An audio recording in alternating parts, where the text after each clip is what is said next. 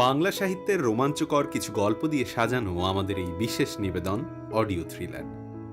আজ আপনাদের জন্য সত্যজিৎ রায়ের লেখা ফেলুদা সিরিজের কাহিনী এবার কাণ্ড কেদারনাথে। এবার কাণ্ড কেদারনাথে গল্পটি আমরা নিয়েছি আনন্দ পাবলিশার্স কলকাতা থেকে প্রকাশিত বইটি থেকে। আপনারা শুনছেন সত্যজিৎ রায়ের ফেলুদা সিরিজের গল্প এবার কাণ্ড কেদারনাথে। শুরু হচ্ছে এবার কাণ্ড কেদারনাথে।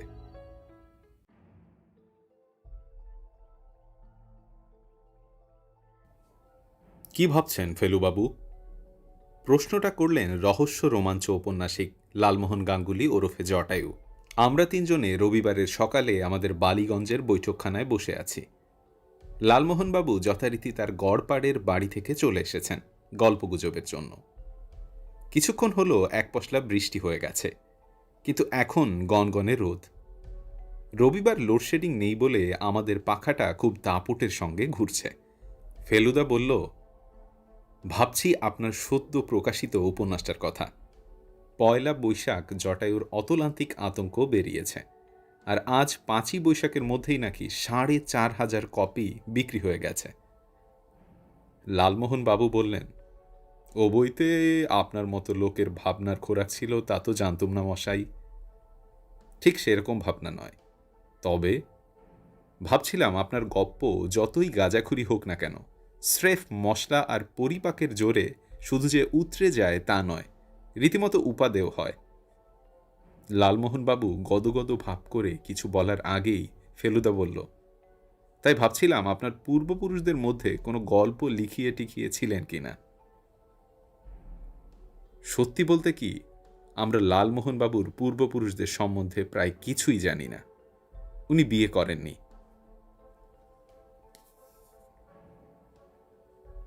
এবং ওর বাপ মা আগেই মারা গেছেন সেটা জানি, কিন্তু তার বেশি উনিও বলেননি, আর আমরাও কিছু জিজ্ঞেস করিনি।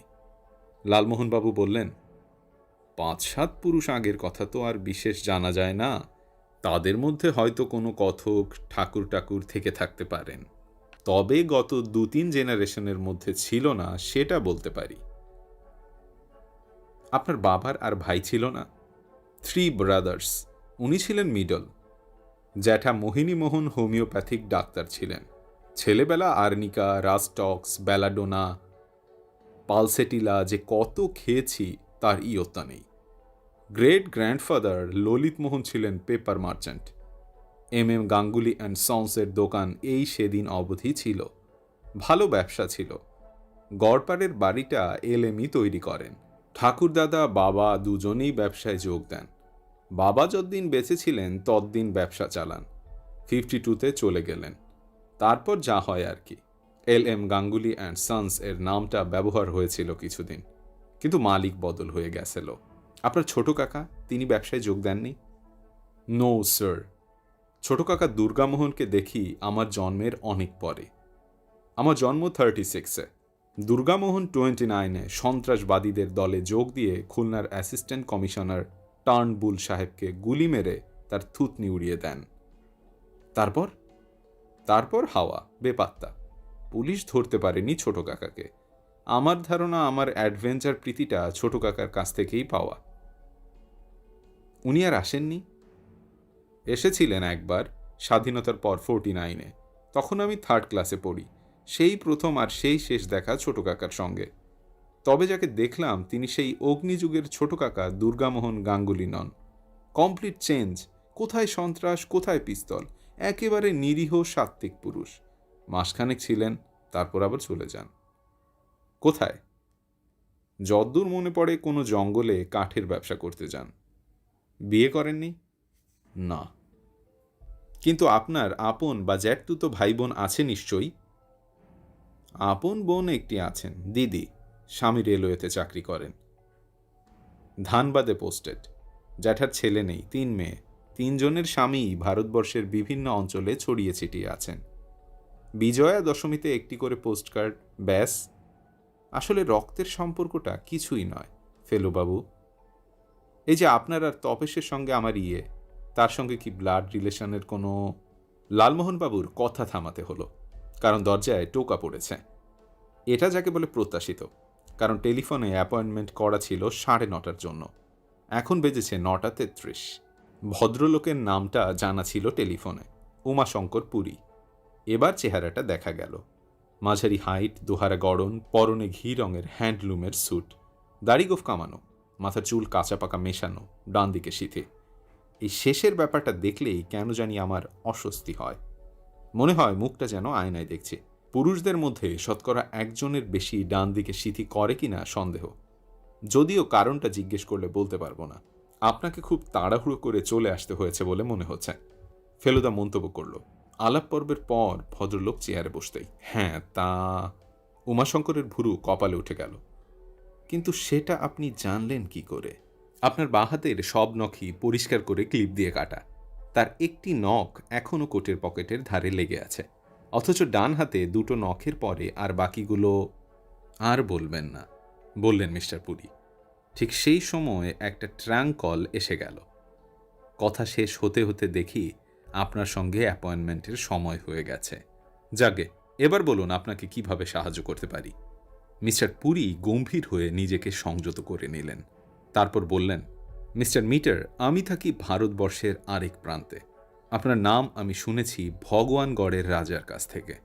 শুধু নাম নয়, প্রশংসা। তাই আমি আপনার কাছে এসেছি। আমি তাতে গর্ববোধ করছি। এখন কথা হচ্ছে কি, মিস্টার পুরী থামলেন। তার মধ্যে একটা ইতস্তত ভাব লক্ষ্য করছিলাম।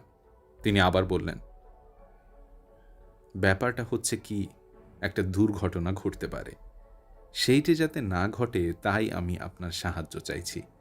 সেটা পাওয়া যাবে কি? ফেলুদা বলল, আপনি কি ঘটনা বা দুর্ঘটনার কথা বলছেন সেটা না জানা পর্যন্ত আমি মতামত দিতে পারছি না। শ্রীনাথ এই সময় চা চানাচুর বিস্কুট এনে রাখাতে কথায় একটু বিরতি পড়ল। তারপর মিস্টার পুরী একটা বিস্কুট তুলে নিয়ে বললেন, আপনি রূপনারায়ণগড় স্টেটের নাম শুনেছেন? নামটা চেনা চেনা লাগছে, বলল ফেলুদা। উত্তরপ্রদেশ কি? ঠিকই বলেছেন, বললেন মিস্টার পুরী। আলিগড় থেকে 90 কিলোমিটার পশ্চিমে। আমি যখনকার কথা বলতে যাচ্ছি সেটা আজ থেকে 30 বছর আগে। তখন রাজা ছিলেন চন্দ্রদেও সিং। আমি ছিলাম স্টেটের ম্যানেজার। ভারত স্বাধীন হয়ে গেলেও তখনও এসব নেটিভ স্টেটের ওপর তত চাপ পড়েনি। রাজারা রাজাই ছিলেন। চন্দ্রদেওয়ের বছর 54 বয়স, কিন্তু তখনও সিংহের মতো চেহারা। শিকার করেন, টেনিস খেলেন, পোলো খেলেন, পৌরত্বের কোনো লক্ষণ নেই। একটি ব্যারাম তাকে মাঝে মাঝে বিব্রত করত, কিন্তু সেটা যে হঠাৎ এমন আকার ধারণ করবে সেটা কেউ স্বপ্নেও ভাবেনি। হাঁপানি। সে যে কি হাঁপানি সে আমি আপনাকে বলে বোঝাতে পারবো না। একটা জলজ্যান্ত জোয়ান মানুষকে 6 মাসের মধ্যে কঙ্কালে পরিণত হতে এই প্রথম দেখলাম। কোনো ওষুধে কোনো কাজ দিল না। হয়তো 2 দিন দেয়, আবার যেই কে সেই। সেই সময়ে খবর এলো হরিদ্বারে নাকি এক ভদ্রলোক থাকেন, নাম ভবানী উপাধ্যায়। তিনি নাকি হাঁপানির অব্যর্থ ওষুধ জানেন। বহু রোগী তার ওষুধে সম্পূর্ণ আরোগ্য লাভ করেছে। আমি নিজেই চলে গেলাম হরিদ্বার। ঠিকানা জানা ছিল না ভদ্রলোকের, কিন্তু খোঁজ পেতে অসুবিধা হলো না, কারণ ওকে অনেকেই চেনে। সাদাসিধা মানুষ, ছোট্ট একটা বাড়িতে থাকেন। আমাকে যথেষ্ট খাতির করে তার তক্ত বসে বসালেন। তারপর সব শুনে টুনে বললেন, আমি যাব আপনার সঙ্গে, রাজাকে ওষুধ দেব। সারবার হলে 10 দিনের মধ্যে সারবে, না হলে নয়। সেই 10 দিন আমি ওখানে থাকব। ওষুধে কাজ না দিলে আমি কোনো পয়সা নেব না। বললে বিশ্বাস করবেন না মিস্টার মিটার, 10 দিন নয়, 7 দিন নয়, 3 দিনের মধ্যে রাজার হাঁপানি উধাও। এমন যে ঘটতে পারে সেটা না দেখলে বিশ্বাস করা যায় না। উপাধ্যায় বললেন তার ওষুধের দাম 50 টাকা। রাজাকে বলতে তিনি তো কথাটা কানেই তুললেন না। বললেন, আমি মরতে বসেছিলাম, উনি এসে আমাকে নতুন জীবন দান করলেন, আর তার দাম হলো কিনা 50 টাকা। এখানে বলে রাখি যে রাজা চন্দ্রদেও মানুষটা একটু খামখেয়ালি ছিলেন। তাছাড়া তার শোক, তার আনন্দ, তার ক্রোধ, তার দয়াদাক্ষিণ্য সবই সাধারণ মানুষের চেয়ে মাত্রায় অনেকটা বেশি ছিল। 50 টাকার বদলে উনি উপাধ্যায়কে যেটা দিলেন সেটা একটা মণিমুক্তা খচিত সোনার বালগোপাল। জিনিসটা আসলে একটা পেন্ডেন্ট বা লকেট, লম্বা ইঞ্চি 3। তখনকার দিনে সেটার দাম 5-7 লাখ টাকা। একটু ফাঁক পেয়ে ফেলুদা প্রশ্ন করল, উপাধ্যায় নিলেন সেই লকেট? সেই কথাই তো বলছি, বললেন উমাশঙ্কর পুরী। উপাধ্যায় বললেন, আমি সাদাসিধে মানুষ, আমাকে এমন বিপাকে ফেলছেন কেন? এত দামি একটি জিনিস আমার কাছে থাকবে, সেটা লোকে আমার বলে বিশ্বাস করবে কেন? সবাই ভাববে আমি চুরি করেছি। রাজা বললেন, কারুর তো জানার দরকার নেই, আমরা তো আর খবরটা ঢাক পিটিয়ে জাহির করতে যাচ্ছি না, আর নেহাতি যদি কেউ জেনে ফেলে তার জন্য আমি আমার নিজের সিলমোহর দিয়ে লিখে দিচ্ছি যে এটা আমি তোমাকে পারিতোষিক হিসেবে দিলাম। এরপরে তো আর কারুর কিছু বলার নেই। উপাধ্যায় বলল, তাই যদি হয় তাহলে আমি মাথা পেতে নেব আপনার এ পারিতোষিক। ফেলুদা বলল, আপনি, রাজা এবং উপাধ্যায়, এই তিনজন ছাড়া আর কেউ কি ঘটনাটা জানত? আমি সত্যি কথা বলবো, বললেন উমাশঙ্কর পুরী। রাজা নিজে যদি খেয়াল বসে কাউকে বলে থাকেন তো সে আমি জানি না। ব্যাপারটা জানত রাজা, রানী এবং দুই রাজকুমার, সুরজ ও পবন। বড় কুমার সুরজ অতি চমৎকার ছেলে, রাজপরিবারে এমন দেখা যায় না। তার বয়স তখন 22-23। ছোট কুমারের বয়স 15। এছাড়া জানতাম আমি, আমার স্ত্রী, আমার ছেলে দেবীশঙ্কর, তার বয়স তখন 5 কি 6। ব্যাস, আর কেউ না। আর এটাও আপনি খেয়াল করে দেখুন মিস্টার মিটার, এ খবর কিন্তু গত 30 বছরে কোনো কাগজে বেরোয়নি। আপনি তো সাংবাদিকদের জানেন, তারা এর গন্ধ পেলে কি ছেড়ে দিত? সে কথা ঠিক, বলল ফেলুদা। ব্যাপারটার গোপনীয়তা রক্ষিত হয়েছে তাতে কোনো সন্দেহ নেই। যাই হোক, এবার আমি এগিয়ে আসছি বর্তমানের দিকে। রাজা চন্দ্রদেও সিং বেঁচে ছিলেন আর বছর 12। তারপর সূর্যদেও রাজা হলেন। রাজা মানে তখন তো আর রাজা কথাটা ব্যবহার করা চলে না, বলতে পারেন উনিই হলেন কর্তা। আপনি তখনও ম্যানেজার? আগে হ্যাঁ, এবং আমি প্রাণপণে চেষ্টা করছি যাতে ব্যবসা ইত্যাদির সাহায্যে রূপনারায়ণগড়ের ভবিষ্যৎকে আরও মজবুত করা যায়। কিন্তু মুশকিল হয়েছে কি, সূর্যদেও এর এসব দিকে কোনো উৎসাহ নেই। তার নেশা হচ্ছে বই। সে দিনের মধ্যে 16 ঘন্টা তার লাইব্রেরিতে পড়ে থাকে। সেখানে আমার একার চেষ্টায় আমি কি করতে পারি? ফলে আর্থিক দিক দিয়ে স্টেটের অবস্থা ক্রমেই খারাপ হয়ে আসতে থাকে। আপনার নিজের ছেলেও তো ততদিনে বড় হয়েছে। হ্যাঁ, দেবীকে অবশ্য আমি আগেই আলিগড়ের স্কুলে পাঠিয়ে দিই। সে আর রূপনারায়ণগড়ে ফেরেনি, দিল্লি গিয়ে নিজেই ব্যবসা শুরু করেছে। আপনার কি ওই একই ছেলে? আগে হ্যাঁ। যাই হোক, আমার নিজের অনেকবার মনে হয়েছে যে ম্যানেজারি ছেড়ে দিয়ে আমার নিজের দেশ মোরাদাবাদে গিয়ে একটা কিছু করি, কিন্তু মায়া কাটাতে পারছিলাম না। মিস্টার পুরী এবার পকেট থেকে একটা চুরুট বার করে ধরিয়ে নিয়ে বললেন, এবার আমি আসল ঘটনায় আসছি। আপনার ধৈর্যচ্যুতি হয়ে থাকলে আমায় মাফ করবেন। 7 দিন আগে, অর্থাৎ 29শে এপ্রিল, শনিবার, রূপনারায়ণগড়ের ছোট কুমার পবনদেও সিং হঠাৎ আমার কাছে এসে হাজির হন। তার প্রথম কথাই হল, আমার বাবার হাঁপানি যিনি সারিয়েছিলেন তার নাম ও তার হরিদ্বারের ঠিকানাটা আমার চাই। স্বভাবতই আমি প্রথমে জিজ্ঞেস করলাম কারোর কোনো অসুখ করেছে কিনা। পবন বলল, না তা নয়, সে একটা টেলিভিশনের ছবি করছে, তার জন্য তারই ভদ্রলোককে দরকার।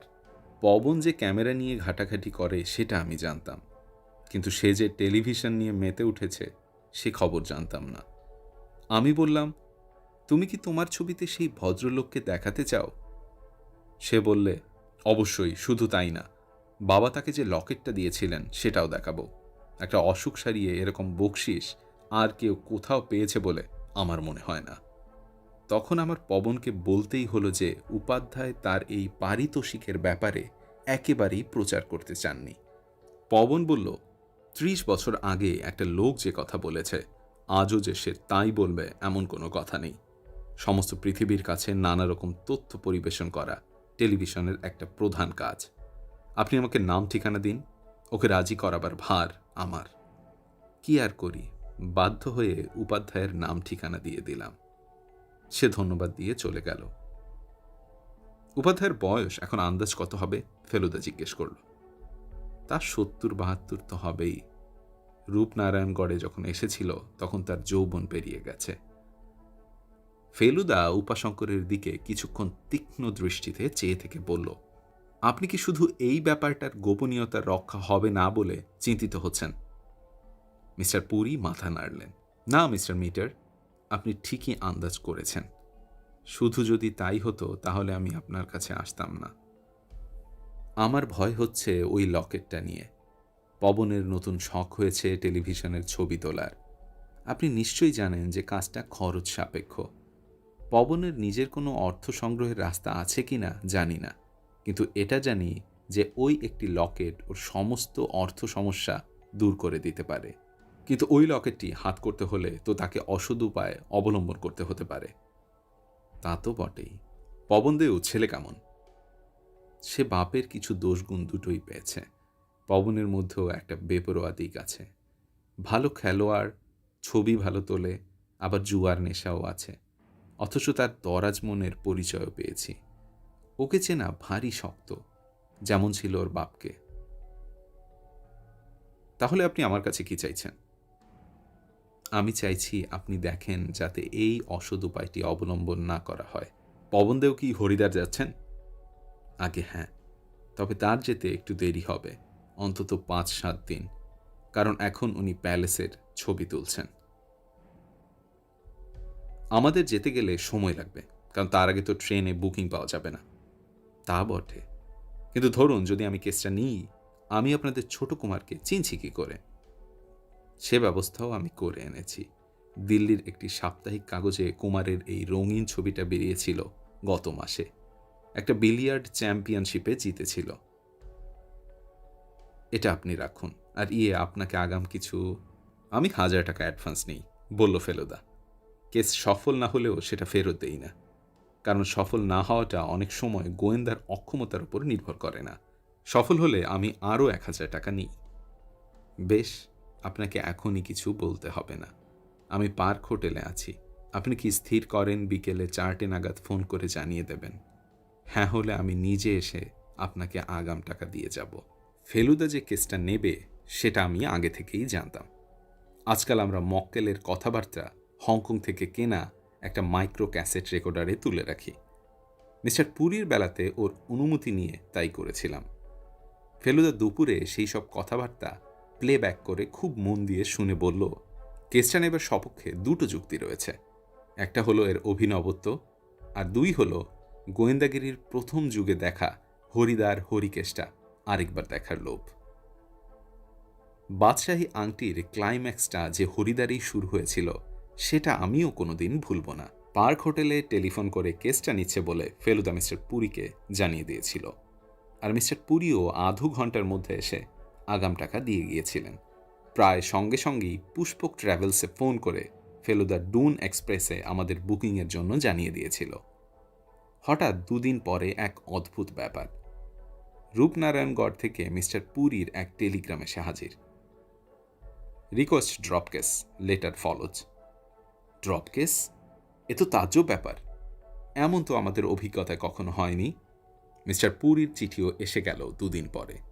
মোদ্দা কথা হচ্ছে ছোট কুমার মত পাল্টেছে। সে হরিদ্বার ঋষিকেশ গিয়ে ছবি তুলবে। তাতে উপাধ্যায় থাকবেন, কিন্তু তাতে শুধু দেখানো হবে তিনি কিভাবে নিজের তৈরি ওষুধ দিয়ে স্থানীয় লোকের চিকিৎসা করেন। রূপনারায়ণগড়ে রাজার চিকিৎসাও যে উপাধ্যায় করেছিলেন সেটা ছবিতে বলা হবে, কিন্তু মহামূল্য পারিতোষিকের কথাটা বলা হবে না। ফেলুদা টেলিগ্রামে উত্তর দিল, dropping case but going as pilgrims, অর্থাৎ কেস বাতিল করছি, কিন্তু তীর্থযাত্রী হিসেবে যাচ্ছি। আমি জানি ফেলুদা ও কথা লিখলেও ও নিজের গরজেই চোখ কান খোলা রাখবে, আর তদন্তের কোনো কারণ দেখলে তদন্ত করবে। সত্যি বলতে কি, ভবানী উপাধ্যায় আর ছোট কুমার পবনদেও সিং, এই দুটি লোককেই আমার খুব ইন্টারেস্টিং বলে মনে হচ্ছিল। আমরা ৩ জন এখন ডুন এক্সপ্রেসের একটা 3 টিয়ার কম্পার্টমেন্টে বসে আছি। ফৈজাবাদ স্টেশনে মিনিট ২-১ হলো গাড়ি থেমেছে। আমরা ভাঁড়ের চা কিনে খাচ্ছি। আপনি যে বলছিলেন হরিদ্বার গিয়েছিলেন, সেটা কবে? ফেলুদা তার সামনের সিটে বসা লালমোহন বাবুকে জিজ্ঞেস করল। আমার ঠাকুরদা একবার সপরিবারের তীর্থ ভ্রমণে যান, বললেন লালমোহন বাবু। ইনক্লুডিং হরিদ্বার? তখন আমার বয়স ১.৫, কাজেই নো মেমোরি। এবার অন্য দিক থেকে একটা প্রশ্ন এলো, আপনারা কি শুধু হরিদ্বারই যাচ্ছেন, না ওখান থেকে এদিকে ওদিকেও ঘুরবেন? এ প্রশ্ন করলেন লালমোহন বাবুর পাশে বসা এক বৃদ্ধ। মাথায় সামান্য চুল যা আছে তার সবই পাকা, কিন্তু চামড়া টান। দাঁত সব অরিজিনাল, আর চোখের দুপাশে যে খাঁজগুলো রয়েছে সেগুলো যেন হাসবার জন্যই তৈরি হয়ে আছে। হরিদারে একটু কাঁদছিল, বলল ফেলুদা। সেটা হয়ে গেলে পর দেখা যাক। কি বলছেন মশাই? বৃদ্ধের চোখ কপালে উঠে গেছে। এত দূর এসে কেদার বদ্রিটা দেখে যাবেন না? বদ্রীনাথ তো সোজা বাসে করেই যাওয়া যায়। কেদারের শেষের কটা মাইল অবশ্যই এখনো বাস রুট হয়নি, তবে এও ঠিক যে কেদারের কাছে বদ্রী কিছুই নয়। যদি পারেন তো একবার কেদারটা ঘুরে আসবেন। শেষের হাঁটা পথটুকু আর ফেলুদা আর আমার দিকে তাকিয়ে, আপনাদের বয়সে কি, আর লালমোহন বাবুর দিকে তাকিয়ে, এনার জন্য তো ডান্ডি আর টাট্টু ঘোড়াই আছে। টাট্টু ঘোড়ায় চড়েছেন কখনো? শেষের প্রশ্নটা অবশ্যই লালমোহন বাবুকেই করা হলো। লালমোহন বাবু হাতের ভাঁড়টায় একটা শেষ চুমুক দিয়ে জানালা দিয়ে বাইরে ফেলে দিয়ে গম্ভীরভাবে অন্যদিকে চেয়ে বললেন, আগে না, তবে থর ডেজার্টে একবার উটের পিঠে চড়ে দৌড়ের অভিজ্ঞতা হয়েছে। সেটা আপনার হয়েছে কি? বৃদ্ধ মাথা নাড়লেন। তা হয়নি। আমার চড়বার ক্ষেত্র হলো হিমালয়ের এই বিশেষ অংশ। 23 বার এসেছি কেদার বদ্রী। ভক্তি টক্তি আমার যে তেমন আছে তা নয়, তবে এখানকার প্রাকৃতিক দৃশ্য থেকেই আমি সব আধ্যাত্মিক শক্তি আহরণ করি। কোনো বিগ্রহের দরকার হয় না। ভদ্রলোকের নাম পরে জেনেছিলাম, মাখনলাল মজুমদার। শুধু কেদার বদ্রী নয়, যমুনোত্রী, গঙ্গোত্রী, গোমুখ, পঞ্চকেদার, বাসুকিতাল এসবও এর দেখা আছে। নেহাত একটা সংসার আছে, না হলে হিমালয়ই থেকে যেতেন। অবশ্যই এটাও বললেন যে আজকের বাস ট্যাক্সিতে করে যাওয়া আর আগেকার দিনের পায়ে হেঁটে যাওয়া এক জিনিস নয়। বললেন, আজকাল তো কেউ আর পিলগ্রিম নয়, সব পিকলনিকার্স। তবে হ্যাঁ, গাড়ির রাস্তা তৈরি করে তো আর হিমালয়ের দৃশ্য পাল্টানো যায় না। নয়নাভিরাম বলতে যা বোঝায় সেরকম দৃশ্য এখনও অফুরন্ত আছে। ভোর 6টায় ডুন এক্সপ্রেস পৌঁছালো হরিদ্বার। সেই বাদশাহী আংটির সময় যেমন দেখেছিলাম, পান্ডার উপদ্রবটা যেন তার চেয়ে একটু কম বলে মনে হলো। স্টেশনেই একটা রেস্টুরেন্টে চা বিস্কুট খেয়ে নিলাম। উপাধ্যায়ের নাম এখানে অনেকেই জানে, আন্দাজ করি বোধ হয় ফেলুদা রেস্টুরেন্টের ম্যানেজারকে তার হদিস জিজ্ঞেস করল। উত্তর শুনে বেশ ভালো রকম একটা হোঁচট খেলাম। ভবানী উপাধ্যায় 3-4 মাস হলো হরিদ্বার ছেড়ে রুদ্রপ্রয়াগ চলে গেছেন। তার বিষয়ে আরও খবর কে দিতে পারে বলতে পারেন? জিজ্ঞেস করল ফেলুদা। উত্তর এলো, এখনকার খবর পেতে হলে রুদ্রপ্রয়াগ যেতে হবে, আর যদি আগেকার খবর চান তো কান্তিভাই পণ্ডিতের কাছে যান। উনি ছিলেন উপাধ্যায়জির বাড়িওয়ালা, তিনি সব খবর জানবেন। তিনিও কি লক্ষণ মহল্লাতেই থাকেন? হ্যাঁ হ্যাঁ, পাশাপাশি বাড়িতে থাকতেন ওরা। সবাই ওকে চেনে ওখানে, জিজ্ঞেস করলেই বলে দেবে।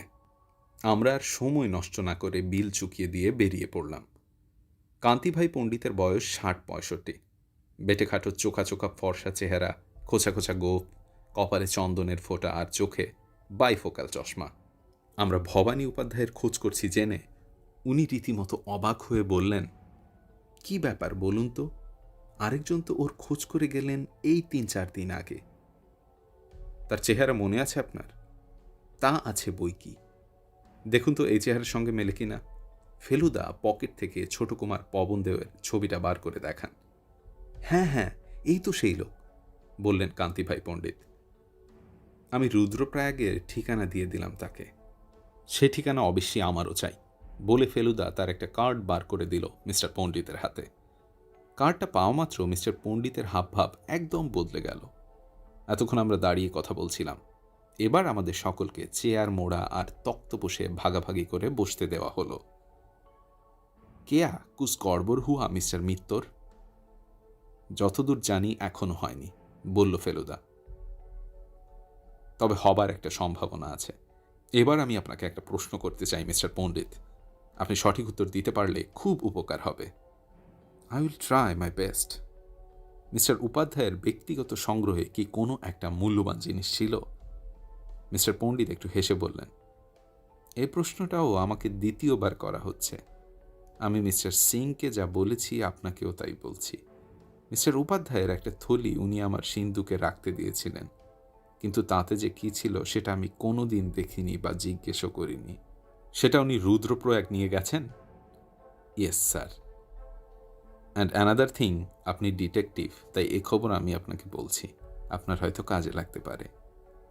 5-6 মাহিনে আগে দুজন লোক, তখনও মিস্টার উপাধ্যায় ছিলেন এখানে, একজন সিন্ধিকি মারোয়ারি হবে, he looked a rich man and another man, দুজন উপাধ্যায়ের সঙ্গে দেখা করতে এসেছিল। অনেক কথা হচ্ছিল, সেটা আমি বুঝতে পারছিলাম। 1 ঘন্টার উপর ছিল। তারা যাবার পরে উপাধ্যায় একটা কথা আমাকে বলে, পণ্ডিতজি, আজ আমি একটি রিপুকে জয় করেছি। মিস্টার সিংঘানিয়া আমাকে লোভের মধ্যে ফেলেছিলেন, কিন্তু শেষ পর্যন্ত আমি সে লোভ কাটিয়ে উঠেছি। আপনি উপাধ্যায়ের এই সম্পত্তির কথা আর কাউকে বলেননি? দেখুন মিস্টার মিত্তর, ওর যে একটা কিছু লুকোবার জিনিস আছে সেটা অনেকেই জানত, আর সেই নিয়ে আড়ালে ঠাট্টাও করত। আমার আবার সন্ধেবেলায় একটু নেশা করার অভ্যাস আছে, হয়তো কখনো কিছু বলে ফেলেছি, কিন্তু উপাধ্যায়জিকে সকলে এখানে এত ভক্তি করত যে সিন্ধুকে কি আছে সেই নিয়ে কেউ কোনো দিন মাথা ঘামায়নি। এই যে রুদ্রপ্রয়াগ গেলেন তিনি, এর পিছনে কোনো কারণ আছে? আমাকে বলেছিলেন গঙ্গার ঘাটে ওর একজন সাধুর সঙ্গে আলাপ হয়, তার সঙ্গে কথা বলে উপাধ্যায়ের মধ্যে একটা মানসিক চেঞ্জ আসে। আমার মনে হয় চেঞ্জটা বেশ সিরিয়াস ছিল। কথা টথা সব কমিয়ে দিয়েছিলেন, অনেক সময় চুপচাপ বসে ভাবতেন। ওর ওষুধপত্র কি উনি সঙ্গেই নিয়েছিলেন? ওষুধ বলতে তো বেশি কিছু ছিল না, কয়েকটা বৈয়াম, কিছু শিকড় বাকড়, কিছু মলম, কিছু বড়ি, এই আর কি। এগুলো সবই উনি নিয়ে গিয়েছিলেন। তবে আমার নিজের ধারণা উনি ক্রমে পুরোপুরি সন্ন্যাসের দিকে চলে যাবেন। উনি বিয়ে করেননি? না, সংসারের প্রতি ওর কোনো টান ছিল না। যাবার দিন আমাকে বলে গেলেন, ভোগের রাস্তা, ত্যাগের রাস্তা দুটোই আমার সামনে ছিল, আমি ত্যাগটাই বেছে নিলাম। ভালো কথা, বলল ফেলুদা। আপনি যে বললেন ওর রুদ্রপ্রয়াগের ঠিকানা আপনি দিয়ে দিয়েছেন ওই ভদ্রলোকটিকে, আপনি ঠিকানা পেলেন কি করে? কেন? উপাধ্যায় আমাকে পোস্টকার্ড লিখেছে সেখান থেকে। সে পোস্টকার্ড আছে? আছে বই কি।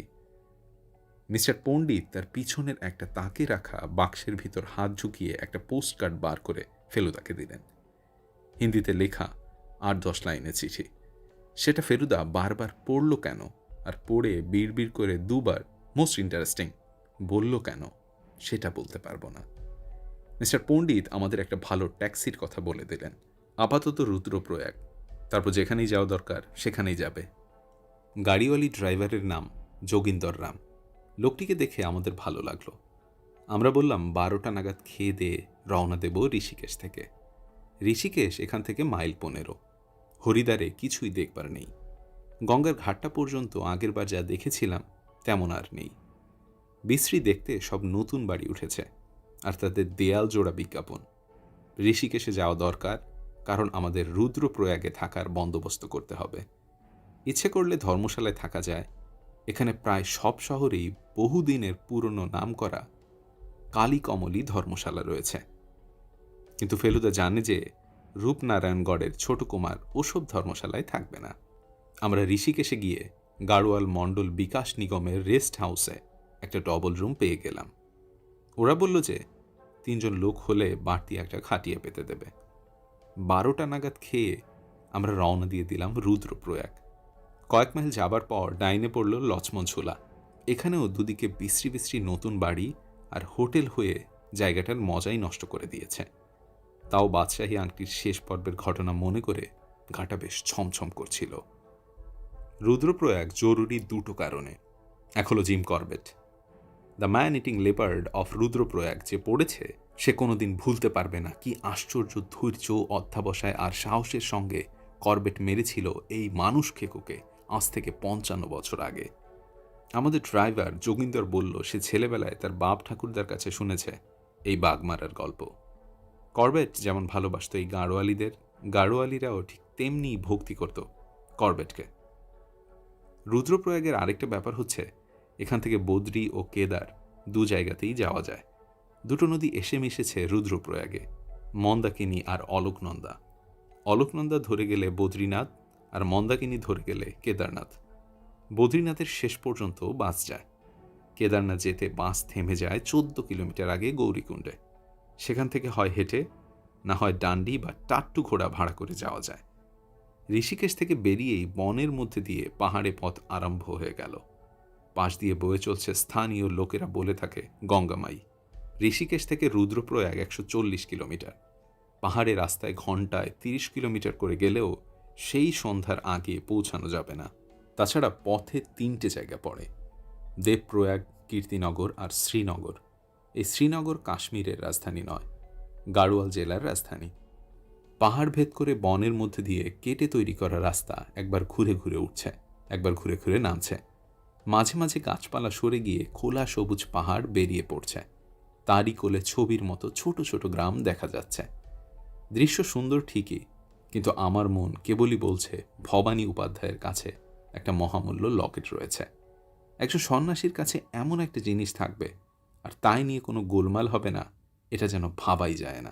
তাছাড়া মিস্টার পুরীর একবার ফেলুদাকে কাজের ভার দিয়ে তারপরই টেলিগ্রাম করে বারণ করাটাও কেমন যেন গণ্ডগোল লাগছে। অবশ্য তিনি চিঠিতে কারণ দিয়েছেন ঠিকই, কিন্তু এ জিনিস এর আগে কখনো হয়নি বলেই বোধহয় একটা খটকা মন থেকে যাচ্ছে না। লালমোহনবাবু কিছুক্ষণ থেকেই উসখুস করছিলেন। এবার বললেন, আমি ভূগণ্ডগোল আর ইতিহাস ফাঁসে চিরকালই কাঁচা ছিলাম ফেলুবাবু। সেটা তো আপনি আমার লেখা পড়েও অনেকবার বলেছেন। তাই মানে আমরা ভারতবর্ষের এখন ঠিক কোনখানে আছি সেটা একটু বলে দিলে নিশ্চিন্ত বোধ করব। ফেলুদা তার বার্থোলোমি কোম্পানির বড় ম্যাপটা খুলে বুঝিয়ে দিল। এই যে দেখুন হরিদ্বার, আমরা এখন যাচ্ছি এই দিকে। এই যে রুদ্রপ্রয়াগ, অর্থাৎ পূবে নেপাল, পশ্চিমে কাশ্মীর আর তার মধ্যিখানে, বুঝেছেন? হ্যাঁ, এইবারে ক্লিয়ার। পথে শ্রীনগরে থেমে চা খেয়ে রুদ্রপ্রয়াগ পৌঁছাতে পৌঁছাতে হয়ে গেল প্রায় 5টা। স্কুল, কলেজ, হাসপাতাল, পোস্ট অফিস, থানা সব মিলিয়ে রুদ্রপ্রয়াগ বেশ বড় শহর। করবেট যেখানে লেপার্ডটা মেরেছিল সেখানে অনেক দিন পর্যন্ত নাকি একটা সাইনবোর্ড ছিল, কিন্তু যোগিন্দর বলল সেটা নাকি কয়েক বছর হলো ভেঙে গেছে। আমরা সোজা চলে গেলাম গাড়োয়াল নিগম রেস্ট হাউসে। শহরের একটু বাইরে সুন্দর নিরিবিলি জায়গায় তৈরি রেস্ট হাউসে গিয়ে যে খবরটা প্রথমেই শুনলাম সেটা হলো যে কেদারনাথের রাস্তায় এক জায়গায় ধস নামাতে নাকি বাস চলাচল বেশ কয়েকদিন বন্ধ ছিল। আজই আবার নতুন করে শুরু হয়েছে। এতে যে আমাদের একটা বড় রকম সুবিধে হয়েছিল সেটা পরে বুঝেছিলাম। ম্যানেজার মিস্টার গিরিধারী ফেলুদাকে না চিনলেও আমাদের খুব খাতির করলেন। উনি নাকি হিন্দি অনুবাদে বহু বাংলা উপন্যাস পড়ে খুব বাঙালি ভক্ত হয়ে পড়েছেন। ওর ফেভারিট অথর্স হচ্ছে বিমল মিত্র আর শঙ্কর। মিস্টার গিরিধারী ছাড়াও আরেকজন ভদ্রলোক ছিলেন রেস্ট হাউসে। তিনি কেদারের পথ বন্ধ বলে আটকা পড়ে গিয়েছিলেন। ইনি কিন্তু ফেলুদাকে দেখে চিনে ফেললেন। বললেন, আমি একজন সাংবাদিক, আমি আপনার অনেক কেসের খবর জানি। 79-এ এলাহাবাদে সুক্তঙ্কর মার্ডার কেসে আপনার ছবি বেরিয়েছিল নর্দার্ন ইন্ডিয়া পত্রিকায়, সেই থেকে আমি আপনাকে চিনেছি। আমার নাম Krishnakanta Bhargava. I am very proud to meet you sir. ভদ্রলোকের বছর 40 বয়স, চাপদাড়ি, মাঝারি গড়ন। মিস্টার গিরিধারী স্বভাবতই ফেলুদার পরিচয় পেয়ে ভারী উত্তেজিত হয়ে পড়লেন। There is no trouble here, I hope. Trouble সর্বত্রই হতে পারে মিস্টার গিরিধারী, তবে আমরা এসেছি একটা অন্য ব্যাপারে। আপনাদের এখানে ভবানী উপাধ্যায় বলে একজন ভদ্রলোক। উপাধ্যায় তো এখানে নেই, বলে উঠলেন সাংবাদিক মিস্টার ভার্গব। আমি তো ওকে নিয়ে একটা স্টোরি করব বলে এখানে এসেছি। হরিদ্বারে গিয়ে শুনলাম উনি রুদ্রপ্রয়াগ গেছেন। এখন এখানে এসে শুনছি তিনি খুব সম্ভবত কেদারনাথ গেছেন। আমি তাই কাল সকালে কেদার যাচ্ছি ওর খোঁজে। He is the most interesting character mister Mitter. আমি অবশ্যই ওর অসুখ সারানোর কথা শুনেছি, বলল ফেলুদা। তারপর লালমোহনবাবুর দিকে দেখিয়ে চাপা গলায় বলল, আমার এই বন্ধুটির মাঝে মাঝে একটা মস্তিষ্কের ব্যারামের মতো হয়, ভুল বকেন, সামান্য ভায়োলেন্সও প্রকাশ পায়, তাই একবার ওকে দেখাবো ভাবছিলাম। কলকাতার অ্যালোপ্যাথি হোমিওপ্যাথিতে কোনো কাজ দেয় না। লালমোহনবাবু প্রথমে কেমন থতমত খেয়ে তারপর ফেলুদার কথা সত্যি প্রমাণ করার জন্য মুখে একটা হিংস্র ভাব আনার চেষ্টা করলেন, সেটা আমাদের একটা নেপালি মুখোশ আছে সেটার মতো দেখালো। তাহলে আপনাদের ওই কেদার বদ্রি যাওয়া ছাড়া গতি নেই, বললেন মিস্টার ভার্গব। আমি বদ্রি গিয়ে ওকে পাইনি। অবশ্যই উনি নাকি সন্ন্যাসী হয়ে গেছেন, তাই নামও হয়তো বদলে নিয়েছেন। এই সময় রেস্ট হাউসের গেটের বাইরে একটা আমেরিকান গাড়ি থামল, আর তার থেকে 3 জন ভদ্রলোক নেমে আমাদের দিকে এগিয়ে এলেন। এদের যিনি দলপতি তাকে চিনতে মোটেই অসুবিধা হলো না, কারণ তারই রঙিন ছবি রয়েছে ফেলুদার কাছে। ইনি হলেন রূপনারায়ণগড়ের ছোট কুমার, বিলিয়ার্ড চ্যাম্পিয়ন পাবনদেও সিং। অন্য 2 জন নির্ঘাত এর চামচা। আমরা 5 জন এতক্ষণ বাংলোর সামনের বারান্দায় বসে চা খাচ্ছিলাম। এবার আরও 3 জন লোক বাড়ল। পবনদেও একটা বেতের চেয়ার দখল করে বললেন, আমরা বদ্রীনাথ থেকে আসছি, নোলাক, উপাধ্যায় এখানে নেই। মিস্টার গিরিধারী বললেন, আশ্চর্য ব্যাপার এই যে আমার এখানে যতজন অতিথি এসেছেন সকলেই উপাধ্যায়ের খোঁজ করছেন, এবং প্রত্যেকে বিভিন্ন কারণে। আপনি ওর ছবি তুলবেন, মিস্টার ভার্গব ওকে ইন্টারভিউ করবেন, আর মিস্টার মিটার তার বন্ধুর চিকিৎসা করাবেন। পবনদেবের দলের সঙ্গে যে টেলিভিশনের যন্ত্রপাতি রয়েছে, ক্যামেরাটা পবনদেবের নিজের হাতে, আর তাতে লাগানো রয়েছে পেল্লাই লেন্স। ওটা তো আপনার টেলি লেন্স দেখছি, ফেলুদা মন্তব্য করল। পবনদেব ক্যামেরাটা টেবিলের উপর রেখে বলল, হ্যাঁ, সকালের রোদে বদ্রীনাথের চূড়ো থেকে বরফ গলে গলে পড়তে দেখা যায়। অ্যাকচুয়ালি আমার পুরো সরঞ্জাম একজনে হ্যান্ডেল করতে পারে, ক্যামেরা, সাউন্ড, সব কিছু। আমারই 2 বন্ধু থাকবেন গৌরীকুণ্ড পর্যন্ত, বাকিটা আমি একাই তুলব। তার মানে আপনিও কেদারনাথ যাচ্ছেন? হ্যাঁ, কাল ভোরে বেরিয়ে পড়ছি। আপনি ভবানী উপাধ্যায়কে নিয়ে ফিল্ম তুলছেন? হ্যাঁ, অস্ট্রেলিয়ান টেলিভিশনের জন্য। উপাধ্যায় মানে তার সঙ্গে হরিদ্বার, ঋষিকেশ, কেদার, বদ্রীও কিছু থাকবে। তবে সেন্ট্রাল ক্যারেক্টার হবেন ভবানী উপাধ্যায়। আশ্চর্য চরিত্র। উনি আমার বাবার হাঁপানি যেভাবে সারিয়েছেন, সেটা একটা মিরাকল। আমি আরও চোখে পবনদেবকে লক্ষ্য করে যাচ্ছিলাম। মিস্টার উমাশঙ্কর পুরী যে চরিত্র বর্ণনা করেছিলেন তার সঙ্গে কোনো মিল পাচ্ছিলাম না। ফেলুদা দেখলাম উমাশঙ্কর পুরীর কোনো উল্লেখ করল না। রুদ্রপ্রয়াগে পৌঁছানোর সময় একটা হোটেল দেখে রেখেছিলাম, সেইখানেই আমরা 3 জন গিয়ে ডিনার সারলাম। বয় যখন অর্ডার নিতে এলো, তখন লালমোহনবাবু হঠাৎ ভীষণ তেজের সঙ্গে টেবিলের ওপর একটা ঘুষি মেরে একটা গোলমরিচ স্থান উল্টে দিয়ে বললেন তিনি আর্মাডিলোর ডিমের ডালনা খাবেন। তখন ফেলুদার তাকে বুঝিয়ে বলতে হলো যে যাদের কাছে ওর অসুখের কথাটা বলা হয়েছে শুধু তাদের সামনেই এই ধরনের ব্যবহার চলতে পারে, অন্য সময় নয়। বিশেষ করে ভায়োলেন্সটা যার তার সামনে দেখাতে গেলে হয়তো লালমোহন বাবুকেই প্যাদানি খেতে হবে। তা বটে, বললেন লালমোহন বাবু, তবে অপরচুনিটি পেলে কিন্তু ছাড়ব না। পরদিন ভোরে উঠতে হবে বলে আমরা খাওয়ার পর্ব শেষ করে রেস্ট হাউসে চলে এলাম। কেউ কোনো হুমকি চিঠি দিয়ে যায়নি তো এই ফাঁকে? আমাদের আবার এই জিনিসটার একটা ট্রেডিশন আছে, কিন্তু না, এদিক ওদিক দেখেও তেমন কিছু পেলাম না। আমাদের 2 ঘর পরেই যে পবনদেও তার 2 বন্ধু আর মিস্টার গিরিধারীকে নিয়ে পানীয়ের সদ্ব্যবহার করছেন, সেটা গেলাসের টুংটাং আর দমকে দমকে হাসি থেকেই বুঝতে পারছিলাম। লালমোহনবাবু তার বালিশে মাথা দিয়ে বললেন, একটা কথা কিন্তু বলতেই হবে ফেলুবাবু, সেদিন আপনার ঘরে বসে পুরী সাহেব ছোট কুমার সম্বন্ধে যাই বলে থাকুক না কেন, আমার কিন্তু ভদ্রলোককে বেশ মাই ডিয়ার বলেই মনে হচ্ছে। ফেলুদা বলল, প্রকৃতি কিন্তু অনেক হিংস্র প্রাণীকেই সুন্দর করে সৃষ্টি করেছে। বাংলার বাঘের চেয়ে সুন্দর কোনো প্রাণী কি আছে? ময়ূরের ঠোকরানিতে যে কি তেজ আছে তা তো আপনি জানেন, জানেন না? লালমোহনবাবু তার অ্যালার্ম ক্লকের চাবিটা একটা মোচড় দিয়ে চোখে একটা হিংস্র উন্মাদ ভাব এনে বললেন, পোপো ক্যাটা পেটা পলো পুলটিস। আমরা ঠিক 5:30টার সময় ট্যাক্সির সামনে গিয়ে হাজির হলাম। যোগিন্দর রাম তার আগেই রেডি। আমাদের গাড়ির কাছেই পবনদেবের আমেরিকান গাড়িতে মাল তোলা হচ্ছে। ও গাড়ি আধো ঘন্টার আগে বেরোতে পারবে বলে মনে হয় না, তবে এও ঠিক যে মাঝপথে ও আমাদের ছাড়িয়ে যাবে। ট্যাক্সিতে যখন উঠতে যাব তখন ছোট কুমার হঠাৎ আমাদের দিকে এগিয়ে এলেন।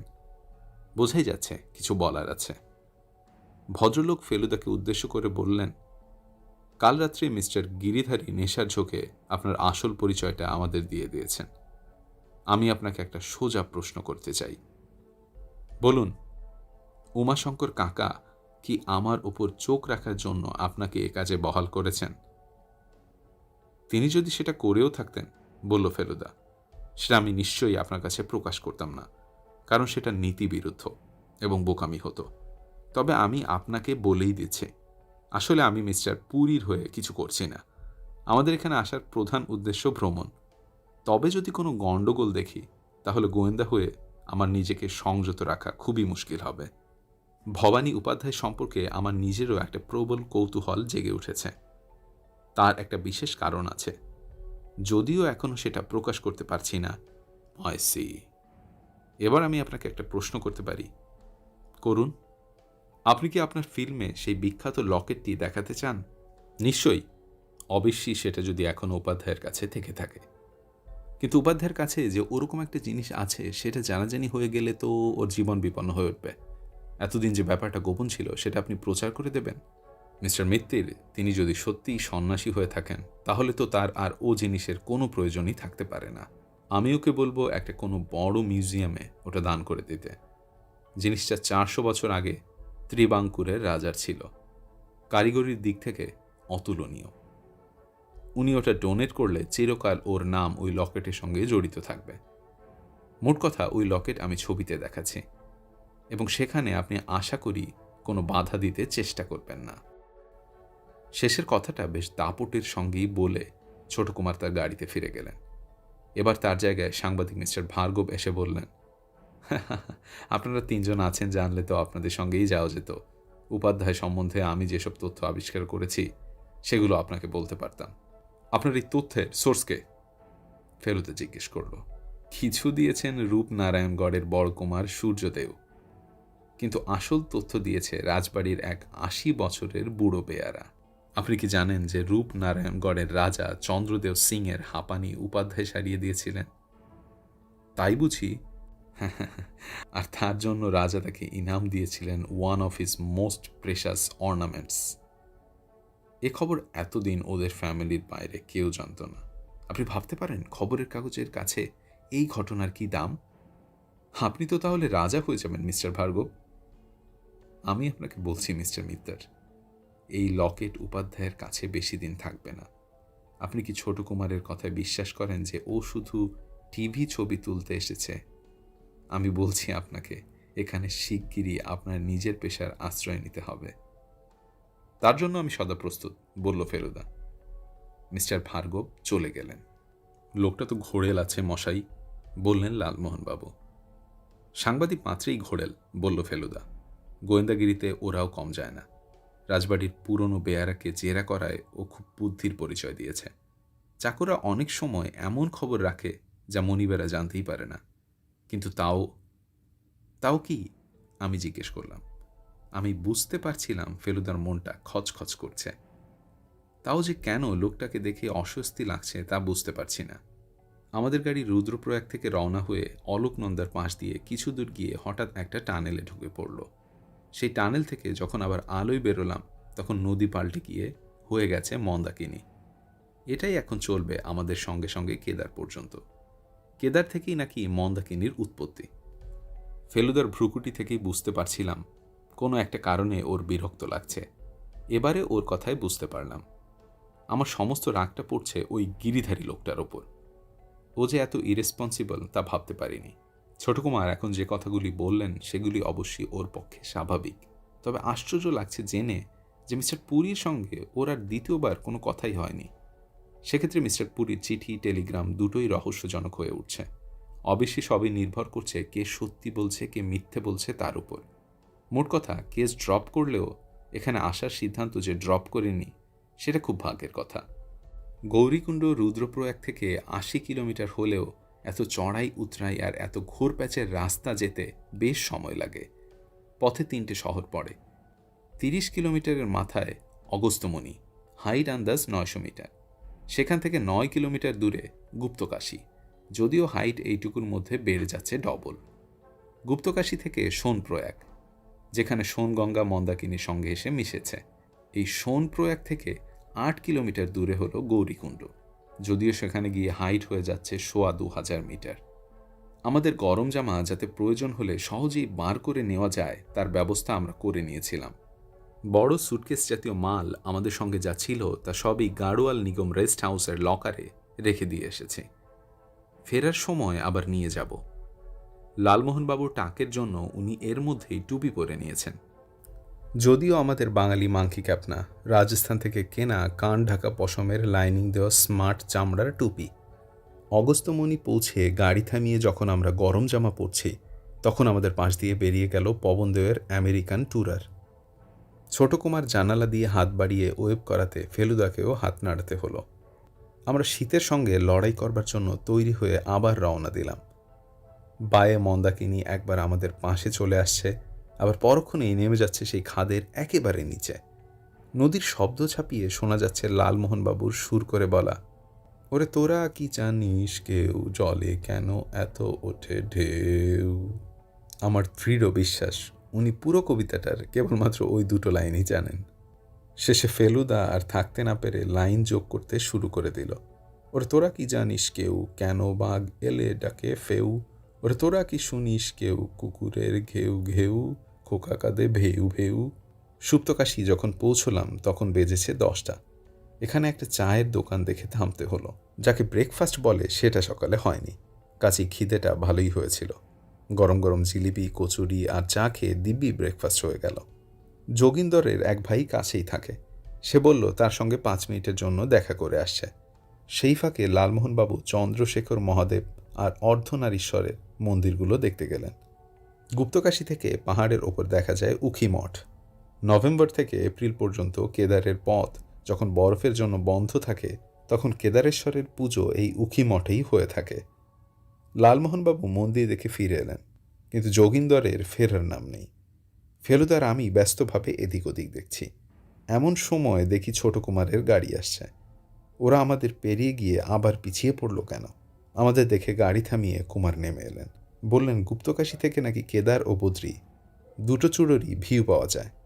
তাই ওরা এখানে কিছুটা সময় দিলেন, তবে আর বেশি দেরি করলে চলবে না, কারণ তাহলে যাত্রীদের রওনা দেবার দৃশ্য তোলার জন্য আর আলো থাকবে না। কিন্তু তাও যোগিন্দরের দেখা নেই। তার বদলে দেখা দিলেন সাংবাদিক মিস্টার ভার্গব। তার গাড়িটা আগে দেখেছিলাম আর ভাবছিলাম তিনি এখানে এতক্ষণ কি করছেন। ভদ্রলোক বললেন যে কেদারনাথের সেবায়েতের একজন নাকি এখানে রয়েছেন। এরা সকলেই রাওয়াল পরিবারের লোক। এই বিশেষ রাওয়ালটির সঙ্গে নাকি একটা ইন্টারভিউ নিতে গিয়েছিলেন মিস্টার ভার্গব। এখনই আবার তাকে ছুটতে হবে সোনপ্রয়াগ হয়ে গৌরীকুণ্ড। মিস্টার ভার্গব চলে যাবার সঙ্গে সঙ্গে একটা বছর 15-এর ছেলে হঠাৎ এসে 434 ট্যাক্সি কি কই প্যাসেঞ্জার হাই ইহা বলে হাঁক দিতেই ফেলুদা ব্যস্তভাবে তার দিকে এগিয়ে গেল। 434 কি প্যাসেঞ্জার? হ্যাঁ, কেন, কি হয়েছে? ব্যাপার আর কিছুই না, আমাদের গাড়ির ড্রাইভার জখম হয়ে পড়ে আছে কিছু দূরে। ছেলেটি তাকে চেনে বলে সে খবর দিতে এসেছে। লালমোহনবাবুকে আমাদের জিনিসপত্র পাহারা দেবার জন্য রেখে আমরা দুজন ছেলেটাকে অনুসরণ করে গেলাম। 5-7টা বাড়ি নিয়ে একটা নিরিবিলি পাড়ায় একটা কলা গাছের ধারে যোগিন্দর রাম মাটিতে মুখ থুবড়ে পড়ে আছে। তার মাথার পিছন দিকের ঘন কালো চুলে রক্তের ছোপ। শরীরের ওঠানামা থেকে বোঝা যাচ্ছে সে মরেনি, কিন্তু ফেলুদা তাও দৌড়ে গিয়ে তার নাড়ি পরীক্ষা করল। কে এই কুকীর্তি করেছে এ নিয়ে চিন্তা করার সময় নেই, এখন দরকার ওর চিকিৎসা। ছোকরাটি বলল এখানে হাসপাতাল দাওয়াখানা দুইই আছে। সে আবার গাড়িও চালাতে জানে। শেষ পর্যন্ত সেই নিজে ট্যাক্সি চালিয়ে যোগিন্দরকে হাসপাতালে নিয়ে গেল। সব মিলিয়ে ঘন্টা দেড়েক দেরি হয়ে গেল। যোগিন্দরের মাথায় ব্যান্ডেজ, ব্যথাও আছে। তাকে বলা হলো যে এখান থেকে অন্য ট্যাক্সির ব্যবস্থা করে দিলে আমরা তাতেই যাব, কিন্তু সে রাজি হলো না। সে নিজেই যাবে আমাদের নিয়ে। কে মেরেছিল কিছু বুঝতে পেরেছিলে? ফেলুদা জিজ্ঞেস করল। নেহি, বলল যোগিন্দর। পিছে সে আকর মারা। এখানে তোমার কোনো দুশ্মন আছে? ফেলুদা কি ভাবছে সেটা আমি জানি। দুশ্মন যদি থাকে তো সে আমাদের দুশ্মন। আমাদের দেরি করিয়ে দেবার জন্য ব্যাপারটা করা হয়েছে। শত্রুকে আমরা বুঝতে না পারলেও শত্রু যে রয়েছে তাতে সন্দেহ নেই। আমরা রওনা হবার পর আমি ফেলুদাকে বললাম, আচ্ছা মিস্টার পুরী যে তোমার কাছে এসেছিলেন সেটা জানতে পেরে ছোট কুমার তাকে দিয়ে টেলিগ্রামটা করিয়ে চিঠিটা লেখায়নি তো, যাতে তার কাজে ফেলুমিত্তির কোনো বাধার সৃষ্টি না করতে পারে? এটা তুই খুব ভালো ভেবেছিস তোপসে, আমারও কথাটা মনে হয়েছে। অবশ্যই তার মানে এটাও বোঝা যায় যে মিস্টার পুরীর ওপর এতটা কর্তৃত্ব করার ক্ষমতা ছোট কুমারের আছে। তা থাকবে না কেন, বললেন লালমোহনবাবু। ছোট Kumar is a Prince and Puri is only a কর্মচারী। ঠিক বলেছেন আপনি, বলল ফেলুদা। এখানে বয়সের তফাৎটা কিছু ম্যাটার করে না। তবে হ্যাঁ, এটাও ঠিক যে টেলিগ্রাম আর চিঠি সত্ত্বেও যে আমি চলে আসব সেটা বোধহয় ছোট কুমার ভাবতেই পারেনি। তার মানে যোগিন্দরকে জখম ওরাই করিয়েছে। যোগিন্দর যখন বলছে এখানে ওর কোনো শত্রু নেই, তখন আর কি হতে পারে? এক্সকিউজ মি স্যার, বললেন লালমোহনবাবু, আমার কিন্তু ওই সাংবাদিক লোকটিকেও বিশেষ সুবিধের লাগছে না। কেন বলুন তো? আমার নিজেরও যে ভদ্রলোককে একেবারে আদর্শ চরিত্র বলে মনে হচ্ছে তা নয়, কিন্তু আপনার ভালো না লাগার কারণটা জানার কৌতূহল হচ্ছে। সাংবাদিক হলে পকেটে কলম থাকবে না, বললেন লালমোহনবাবু। বাইরের পকেটে তো নেই। কাল যখন কোট পরছিল তখন দেখলাম বুক পকেটেও নেই, শার্টের পকেটেও নেই। আমার মতো যদি একটা মাইক্রো ক্যাসেট রেকর্ডার থাকে। লালমোহনবাবু যেন কথাটা শুনে একটু দমে গেলেন। বললেন, তা যদি হয় তাহলে অবশ্য আলাদা কথা। আসলে আমার চাপদারি দেখলেই কেমন যেন একটা সন্দেহ হয়। যাকে, আবার একটু কাজের কথায় আসা যাক। কি, আপনি কোনটা প্রেফার করবেন, ঘোড়া না ডান্ডি? ন্যাচারালি আপনারা যেটা প্রেফার করবেন সেটাই। এক যাত্রায় তো আর পৃথক ফল হতে পারে না। কেদারের পথ সম্বন্ধে আপনার কিঞ্চিত ধারণা আছে আশা করি। হাসছেন কেন? আমার ধারণাটা বোধহয় আপনার চেয়েও ভিভিড, কারণ কেদার যাত্রা সম্বন্ধে এথিনিয়ামের বাংলা শিক্ষক বৈকুণ্ঠ মল্লিক যা লিখে গেছেন তার তুলনা লিটারেচারে বেশি পাবেন না। তপেশ, জানো পোয়েমটা? না তো। শুনুন ফেলুবাবু। দাঁড়ান দাঁড়ান, সামনে দুটো ইউটার্ন আসছে, সেগুলো পেরিয়ে যাক। সোজা রাস্তা না পেলে আবৃত্তি করাও যায় না, শোনাও যায় না। মিনিট 10 পরে একটা সোজা রাস্তা পেয়ে লালমোহনবাবু তার আবৃত্তি আরম্ভ করলেন। শহরের যত ক্লেদ যত কোলাহল, ফেলি পিছে সহস্র যোজন, দেখো চলে কত ভক্তজন, হিমগিরি বেষ্টিত এই তীর্থপথে, শুধু আজ নয় সেই পুরাকাল হতে, সাথে চলে মন্দাকিনী, অটল গাম্ভীর্য মাঝে ক্ষিপ্রা প্রবাহিনী। এইবার হচ্ছে আসল ব্যাপার। শুনুন কিভাবে ওয়ার্নিং দিচ্ছেন ভদ্রলোক যাত্রীকে। তবে শুনো এবে অভিজ্ঞের বাণী, দেব দর্শন হয় যেন বহু কষ্ট মানি, গিরিগত্রে শীর্ণ পথে যাত্রী অগণন, প্রাণ যায় যদি হয় পদস্থলন, তাও চলে অশ্বারোহী চলে ডান্ডিবাহী, ষষ্ঠীধারী বৃদ্ধ দেখো তারও ক্লান্তি নাহি, আছে শুধু অটল বিশ্বাস, সব ক্লান্তি হবে দূর পূর্ণ হবে আশ, যাত্রা অন্তে বিরাজেন কেদারেশ্বর, সর্বগুণ সর্বশক্তিধর, মহাতীর্থে মহাপূর্ণ হবে নিশ্চয়ই, উচ্চ কণ্ঠে বল সবে কেদারের জয়। বলল ফেলুদা। বোঝাই যাচ্ছে মল্লিক মশাই এ কবিতা লিখেছিলেন বাস ট্যাক্সির যুগের অনেক আগে। সার্টেনলি, বললেন লালমোহনবাবু। তাকে তীর্থযাত্রার পুরো ধকল ভোগ করতে হয়েছিল। কিন্তু আমার প্রশ্ন হচ্ছে, আপনি কি অশ্বারোহী হতে চান, না ডান্ডির দ্বারা বাহিত হতে চান, না পয়দল যেতে চান? সেটা সব ডিপেন্ড করছে আপনাদের ওপর। দলচ্যুত হবার প্রশ্ন তো আর উঠতে পারে না। আমি আর তোপসে তো হেঁটেই যাব স্থির করেছি। আপনার পক্ষে ডান্ডিটা সবচেয়ে নিরাপদ, কারণ ঘোড়াগুলোর টেন্ডেন্সি হচ্ছে পথের যে দিকটায় খাদ তার কানা ধরে চলা। সে টেনশন আপনার সহ্য হবে না। লালমোহনবাবু ভয়ঙ্কর রকম গম্ভীর হয়ে বললেন, শুনুন ফেলুবাবু, আপনি কিন্তু আমার ক্ষমতাকে ক্রমান্বয়ে আন্ডার এস্টিমেট করে চলেছেন। আমি গেলে হেঁটে যাব, আর নয়তো যাব না, এই আমার সোজা কথা। যাক, তাহলে এটা স্যাটেলড, বলল ফেলুদা। একটা প্রশ্ন আমি করতে পারি কি? বললেন লালমোহনবাবু। অবশ্যই এটা জার্নি সম্বন্ধে নয়। নিশ্চয়ই পারেন। এরা তো মশাই আমাদের চিনে ফেলেছে, এখন কেদার গিয়ে আমরা করছিটা কি? সেটা সব নির্ভর করছে কে আগে উপাধ্যায়ের সন্ধান পায় তার উপর। ধরুন যদি আমরাই পাই, তাহলে তাকে সবিস্তারে ব্যাপারটা বলতে হবে। সন্ন্যাসী হয়ে তার মনোভাব যদি বদলে গিয়ে থাকে, তাহলে হয়তো লকেটটা উনি আর নিজের কাছে রাখতে চাইবেন না। আমাদের কর্তব্য হবে তিনি সেটা কাকে দিয়ে যেতে চান তার অনুসন্ধান করা। অবশ্য সেরকম লোক যদি কেউ থেকে থাকে, এর মধ্যে যদি ছোট কুমারও উপাধ্যায়ের সন্ধান পেয়ে যান, তাহলে তিনি হয়তো লকেটটার ছবি তুলতে চাইবেন। চন্দ্রদেবের ছেলে বলে উপাধ্যায় হয়তো স্নেহবশত তাতে রাজিও হয়ে যেতে পারেন। কিন্তু উপাধ্যায়ের অমতে পবনদেবকে কোনো মতে লকেটটা হস্তগত করতে দেওয়া যায় না। অবশ্যই সে যে সেটা হাত করতে চাইছে এমন বিশ্বাস করার কোনো কারণ এখনো ঘটেনি। আমরা শুধু অনুমান করছি যে সেই হুমকি দিয়ে মিস্টার পুরীকে চিঠি ও টেলিগ্রামটা পাঠাতে বাধ্য করেছিল, কিন্তু তারও এখনো কোনো প্রমাণ নেই। টেলিভিশনের ছবি তোলা ছাড়া তার আর কোনো উদ্দেশ্য নাও থাকতে পারে। আমি বললাম, কিন্তু সাংবাদিক মিস্টার ভার্গব যে উপাধ্যায়ের খোঁজ করছেন। ফেলুদা বলল, আমার বিশ্বাস ভার্গব যখন আসল ঘটনা জেনে গেছে তখন তার শুধু দুটো ছবি পেলেই কাজ হয়ে যাবে, একটি উপাধ্যায়ের, একটি লকেটের। কারণ এই কাহিনী খবরের কাগজে প্রকাশিত হলে ভার্গবের অন্তত কিছুদিন আর অন্য চিন্তা থাকবে না।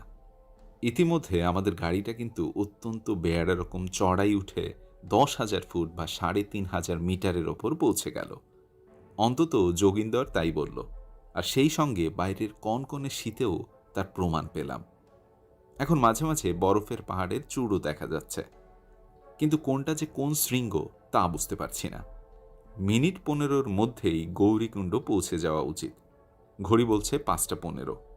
দূরে পাহাড়ের চূড়োয় উজ্জ্বল রোদ থাকলেও আশেপাশের পাহাড়ে পাইন আর রডোডেনড্রনের বনে অন্ধকার ঘনিয়ে এসেছে। একটা মোড় ঘুরে সামনে ঘর, বাড়ি, গাড়ি, ঘোড়া ইত্যাদি দেখে বুঝলাম যে আমরা গৌরীকুণ্ডে এসে গেছি। এটাও বুঝলাম যে আজ রাতটা এখানেই থাকতে হবে। আমাদের কেদার যাত্রা শুরু হবে কাল ভোরে। আর ভোরে রওনা হলেও 14 কিলোমিটার চড়াই পথ যেতে সন্ধে হয়ে যাবে। অর্থাৎ আসল ঘটনা যা ঘটবার তা পরশুর আগে নয়। বাস টার্মিনাস হবার ফলে ছোট জায়গা হওয়া সত্ত্বেও গৌরীকুণ্ডে ব্যস্ততার শেষ নেই। ঘোড়া, ডান্ডি, কান্ডি, কুলি এদের সঙ্গে দরদুস্তরি চলছে। কান্ডি জিনিসটা ঝুড়ি টাইপের, এতে করেও মানুষ যায়, যদিও দেখে মোটেই ভরসা হয় না। এখানে রাত্রে থাকতে হবে জেনেও আগে কোনো বন্দোবস্ত করিনি, কারণ জানি অন্তত একটা ধর্মশালা কি চটি পেয়ে যাব। সত্যি দেখা গেল জায়গার কোনো অভাব নেই। এখানে পাণ্ডারা ঘর ভাড়া দেয়, বিছানা বালিশ, লেপ কম্বল সবই দেয়। পাণ্ডারা বাঙালি না হলেও বাঙালি যাত্রী এত আসে যে এরা দিব্যি বাংলা শিখে গেছে। এদের থাকার ঘরগুলো হয় দোতলায়, বেটে বেটে ঘর, যার সিলিংয়ে ফেলুদার প্রায় মাথা ঠেকে যায়। এই ঘরের নিচে থাকে সেই রকমই বেটে বেটে সার বাঁধা দোকান। সস্তার ব্যাপার, তবে আমাদের কথা হচ্ছে রাত্রিতে ঘুমোনো। সেই কাজটায় কোনো ব্যাঘাত হবে বলে মনে হলো না। আমরা এখানে এসেই ছোট কুমারের হলদে আমেরিকান গাড়িটা দেখেছিলাম। ওরা আমাদের চেয়ে ঘণ্টা 4 আগে পৌঁছেছে নিশ্চয়ই।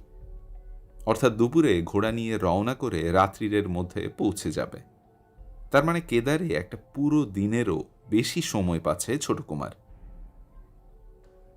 আমার ধারণা মিস্টার ভার্গবও আজ রাত্রিরের মধ্যে পৌঁছে যাবেন। আশ্চর্য এই যে সকলেরই উদ্দেশ্য এক, উপাধ্যায় মশায়ের সন্ধান করা। পাণ্ডাদের ঘরে গভীর ঘুমে রাত কাটিয়ে ভোর 5টার মধ্যে অ্যালার্ম বাজিয়ে উঠে আমরা 3 জনে বাইরে বেরিয়ে এলাম। এত ভোরে বিভিন্ন দেশীয় এত যাত্রীর ভিড় এখানে জমায়েত হয়েছে সেটা ভাবতেই পারিনি। এদের মধ্যে বাঙালি আছে প্রচুর, আর তাদের প্রায় সবাই দলে এসেছে। দল বলতে অবশ্যই পরিবার বোঝায়, 70 বছরের দাদু থেকে নিয়ে 5 বছরের নাতনি পর্যন্ত। তার মধ্যে মাসি পিসিও যে নেই তা নয়। ভিড়ের মধ্যে হঠাৎ ক্যামেরা হাতে পবনদেবকে দেখে বেশ অবাক হলাম। তিনি ঘোড়া ভাড়া করেছেন 2টো, একটা নিজের জন্য, একটার পিঠে থাকবে সরঞ্জাম। আমাদের দেখে বললেন, সোনপ্রয়াগে নাকি অনেক ইন্টারেস্টিং ছবি তোলার ছিল, তাই কাল এসে পৌঁছাতে পৌঁছাতে বেশ রাত হয়েছে। আমাদের সঙ্গেই অবশ্যই রওনা হচ্ছেন, তবে উনি থেমে থেমে ছবি তুলতে তুলতে যাবেন। ক্যামেরা ও সাউন্ডের সরঞ্জাম থাকবে নিজের সঙ্গে, ফিল্ম অর্থাৎ কাঁচামাল থাকবে অন্য ঘোড়ার পিঠে। ফেলুদা ছোট কুমারের কাছ থেকে সরে এসে বলল, রহস্যের শেষ নেই। উনি কি তাহলে কেদারের লোক লাগিয়েছেন উপাধ্যায়কে খুঁজে বার করার জন্য? যাই হোক, এসব ভাববার সময় এখন নয়, কারণ আমাদের রওনা দেবার সময় এসে গেছে। আপনি তাহলে দৃঢ় সংকল্প যে হেঁটেই যাবেন? ফেলুদা লালমোহনবাবুকে আবার জিজ্ঞেস করল। ইয়েস স্যার, বললেন জটায়ু। তবে হ্যাঁ, আপনাদের সঙ্গে তাল রেখে হাঁটতে পারবো কিনা সে বিষয়ে আপনি আদৌ চিন্তা করবেন না। আপনি আপনার নিজের ক্ষমতা অনুযায়ী হাঁটবেন। গন্তব্য যখন এক, রাস্তা যখন এক, তখন পিছিয়ে পড়লেও চিন্তার কারণ কিছু নেই। এই নিন, এটা হাতে নিন। আমরা 3 জনের জন্য 3টে লাঠি কিনে নিয়েছি, যার নিচের অংশটা ছুচলো লোহা লাগানো। এ লাঠি এখন প্রত্যেক পদযাত্রীর হাতে। এর দাম 2 টাকা। ফিরে এসে আবার ফেরত দিলে 1 টাকা ফেরত পাওয়া যায়। তারই একটা ফেলুদা লালমোহনবাবুকে দিয়ে দিল। আমরা ঘড়ি ধরে 6টায় রওনা দিলাম। লালমোহনবাবু যেরকম হাঁক দিয়ে জয় কেদার বলে তার প্রথম পদক্ষেপ নিলেন, আমার তো মনে হলো তাতেই তার অর্ধেক এনার্জি চলে গেল। পাহাড়ের গা দিয়ে পাথরে বাঁধানো রাস্তা, শুধু যে শীর্ণ তা নয়, এক এক জায়গায় একজনের বেশি একসঙ্গে পাশাপাশি যেতে পারে না। একদিকে পাহাড়, একদিকে খাদ। খাদের নিচ দিয়ে বেগে বয়ে চলেছে মন্দাকিনী।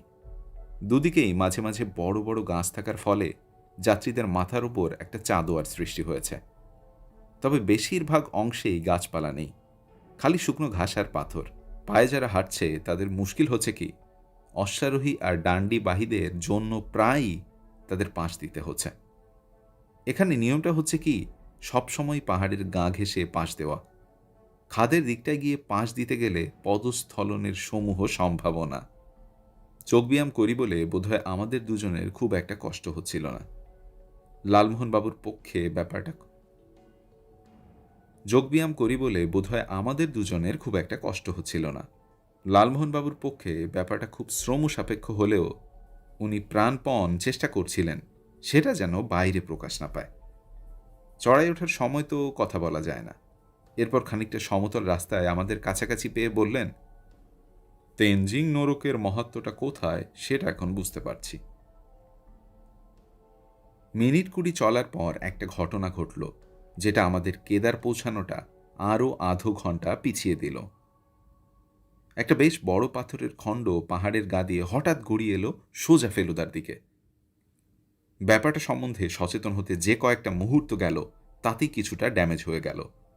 পাথরের ঘষা খেয়ে ফেলুদার হাতের HMT ঘড়িটা চুরমার হয়ে গেল, আর আমাদের পাশের এক পৌরযাত্রীর লাঠিটা হস্তচ্যুত হয়ে পাশের খাদ দিয়ে পাথরের সঙ্গে ঝড়ের বেগে গড়িয়ে নেমে গেল মন্দাকিনী লক্ষ্য করে। ফেলুদা একটু হোকচকিয়ে গেলেও সেটা মুহূর্তের জন্য। ওর শরীর যে কত মজবুত আর স্ট্যামিনা যে কি সাংঘাতিক সেটা বুঝলাম এই এতখানি খাড়াই পথ হাঁটার পর সে সোজা পাহাড়ের গা বেয়ে উপরে উঠে গেল। আমিও ওর পিছন পিছন গিয়েছিলাম, কিন্তু যতক্ষণে ওর কাছে পৌঁছলাম তার মধ্যেই ও একটা লোকের কলার চেপে তাকে একটা গাছে ঠেসে ধরেছে। লোকটার বয়স বছর 25-এর বেশি না। তার মুখ ফ্যাকাশে হয়ে গেছে এবং সে স্বীকার করেছে যে পাথর ফেলার ব্যাপারে সে আরেকজনের আদেশ পালন করছিল। পকেট থেকে 10টা কড়কড়ে 10 টাকার নোট বার করে সে দেখিয়ে দিল কেন তাকে এমন একটা কাজ করতে রাজি হতে হয়েছে। কে তাকে এই টাকা দিয়েছে জিজ্ঞেস করাতে সে বলল, তারই এক অচেনা জাত ভাই। বোঝাই গেল আসল লোক সে নয়, সে শুধু দালালের কাজ করেছে। আপাতত ফেলুদা লোকটার গা থেকে একটা পশমের চাদর খুলে সেটা দিয়ে তাকে 2 হাত সমেত পিচমোড়া করে গাছের সঙ্গে বেঁধে দিল। বলল যাত্রীদের ফাঁকে ফাঁকে কনস্টেবল থাকে, তাদের একজনকে পেলে তার কাছে পাঠিয়ে দেবে। লালমোহনবাবুর ভাষায় পাথর ফেলার অন্তর্নিহিত মানেটা সত্যি করে ভাবিয়ে তোলে। ভদ্রলোক বললেন, বোঝাই যাচ্ছে কেউ বা কাহারা কেদারে আপনার উপস্থিতিটা প্রিভেন্ট করার জন্য উঠে পড়ে লেগেছে। গৌরীকুণ্ড আর কেদারের মাঝামাঝি একটা জায়গা আছে যেটার নাম রামওয়াড়া। সকলেই এখানে থামে বিশ্রামের জন্য। চটি আছে, ধর্মশালা আছে, চায়ের দোকান আছে। লালমোহনবাবুকে আমরা এখানে আধো ঘন্টা বিশ্রাম দেওয়া স্থির করলাম। এখানকার এলিভেশন 2500 মাইল, অর্থাৎ প্রায় 8000 ফুট। চারিদিকের দৃশ্য ক্রমেই ফ্যান্টাস্টিক হয়ে আসছে। লালমোহনবাবু একেবারে মহাভারতের মুডে চলে গেছেন। এমনকি এও বলছেন যে যাত্রাপথে তার যদি পতনও হয় তাহলে কোনো আক্ষেপ নেই, কারণ এমন গ্লোরিয়াস ডেথ নাকি হয় না। ফেলুদা বলল, আপনি কিন্তু পাবলিকের ওপর যে পরিমাণে গাঁজাখুরি মাল চাপিয়েছেন, আপনার নরক ভোগ না হয়ে যায় না। বললেন লালমোহনবাবু। যুধিষ্ঠিরও পার পাননি মশাই নরক ভোগের হাত থেকে। আর লালমোহন গাঙ্গুলি। বাকি 3.5 মাইলের মধ্যে একটা উল্লেখযোগ্য ঘটনা ঘটল। একটা জায়গা থেকে হঠাৎ কেদারের মন্দিরের চূড়ো দেখতে পেয়ে সব যাত্রীরা জয় কেদার, জয় কেদার বলে কেউ মাথা নত করে, কেউ হাত জড় করে, কেউ বা সাষ্টাঙ্গ হয়ে তাদের ভক্তি জানালেন। কিন্তু আবার হাঁটা শুরু করার সঙ্গে সঙ্গেই মন্দিরের চূড়ো লুকিয়ে গেল পাহাড়ের পিছনে, আর বেরোলো একেবারে কেদার পৌঁছানোর পর। পরে জানলাম যে এই বিশেষ জায়গা থেকে এই বিশেষ দর্শনটাকে এরা বলে দেউ দেখনি। কেদার পৌঁছাতে পৌঁছাতে আমাদের হয়ে গেল বিকেল 5:30। তখনও যথেষ্ট আলো রয়েছে, চারদিকের পাহাড়ের চূড়াগুলোয় রোদ ঝলমল করছে। এতক্ষণ চড়াইয়ের পর হঠাৎ সামনে সমতল জমি দেখতে পেলে যে কেমন লাগে তা লিখে বোঝাতে পারবো না। এটুকু বলতে পারি যে অবিশ্বাস, আশ্বাস, আনন্দ সব যেন একসঙ্গে মনের মধ্যে জেগে ওঠে, আর তার সঙ্গে কৃতজ্ঞতা মেশানো একটা অদ্ভুত শান্ত ভাব। সেটাই বোধহয় যাত্রীদের মনে আরও বেশি ভক্তি জাগিয়ে তোলে। চারিদিকে সব পাথর বাঁধানো জমিতে শুয়ে বসে দাঁড়িয়ে জয় কেদার, জয় কেদার করছে। মন্দিরটা দাঁড়িয়ে রয়েছে 3 দিকে ঘেরা বরফের পাহাড়ের মধ্যে। আমরা 3 জন তারই মধ্যে এগিয়ে গেলাম একটা বাসস্থানের ব্যবস্থা করতে। এখানে হোটেল আছে, হোটেল হিমলোক, কিন্তু তাতে জায়গা নেই। বিড়লা রেস্ট হাউসেও জায়গা নেই। এক রাত্রের ব্যাপার যখন, মোটামুটি একটা ব্যবস্থা হলেই হলো। তাই শেষ পর্যন্ত কালী কমলিওয়ালির ধর্মশালায় উঠলাম আমরা। সামান্য ভাড়ায় গরম লেপ, তোশক, কম্বল সবই পাওয়া যায়। কেদারনাথের মন্দির এই কিছুক্ষণ আগে সন্ধ্যা 6টায় বন্ধ হয়ে গেছে, আবার খুলবে সেই কাল সকাল 8টায়। তাই লালমোহনবাবুর পুজো দেবার কাজটা আজ স্থগিত থাকবে। আপাতত ঠিক এই মুহূর্তে যেটা দরকার সেটা হলো গরম চা। আমাদের থাকার ঘর থেকে নিচে নেমেই চায়ের দোকান পেয়ে গেলাম। এটা হলো কাশীর বিশ্বনাথের গলির মতোই কেদারনাথের গলি। দোকানগুলো সবই অস্থায়ী, কারণ নভেম্বর থেকে এপ্রিল পর্যন্ত বরফের জন্য কেদারনাথে জনপ্রাণী থাকবে না। আমি ভেবেছিলাম এই ধকলের পর লালমোহনবাবু হয়তো একটু বিশ্রাম নিতে চাইবেন, কিন্তু তিনি বললেন যে তার দেহের রন্ধে রন্ধে নাকি নতুন এনার্জি পাচ্ছেন। তপেশ, এই হলো কেদারের মহিমা। বিশ্বনাথের মতোই এখানেও কেদারের গলির দোকানগুলোতে বেশিরভাগই পুজোর সামগ্রী বিক্রি হয়। এমনকি বেনারসের সেই অতি চেনা গন্ধটাও যেন এখানে পাওয়া যায়। আমরা 3 জনে এলাচ দেওয়া গরম চা খাচ্ছি। এমন সময় হঠাৎ চেনা গলায় প্রশ্ন এলো, উপাধ্যায়ের সন্ধান পেলেন? ছোট কুমার পবনদেও সিং, এখনও তার হাতে ক্যামেরা আর বেল্টের সঙ্গে লাগানো সাউন্ড রেকর্ডিং যন্ত্র। আমরা তো এই মিনিট 20 হলো এলাম, বলল ফেলুদা।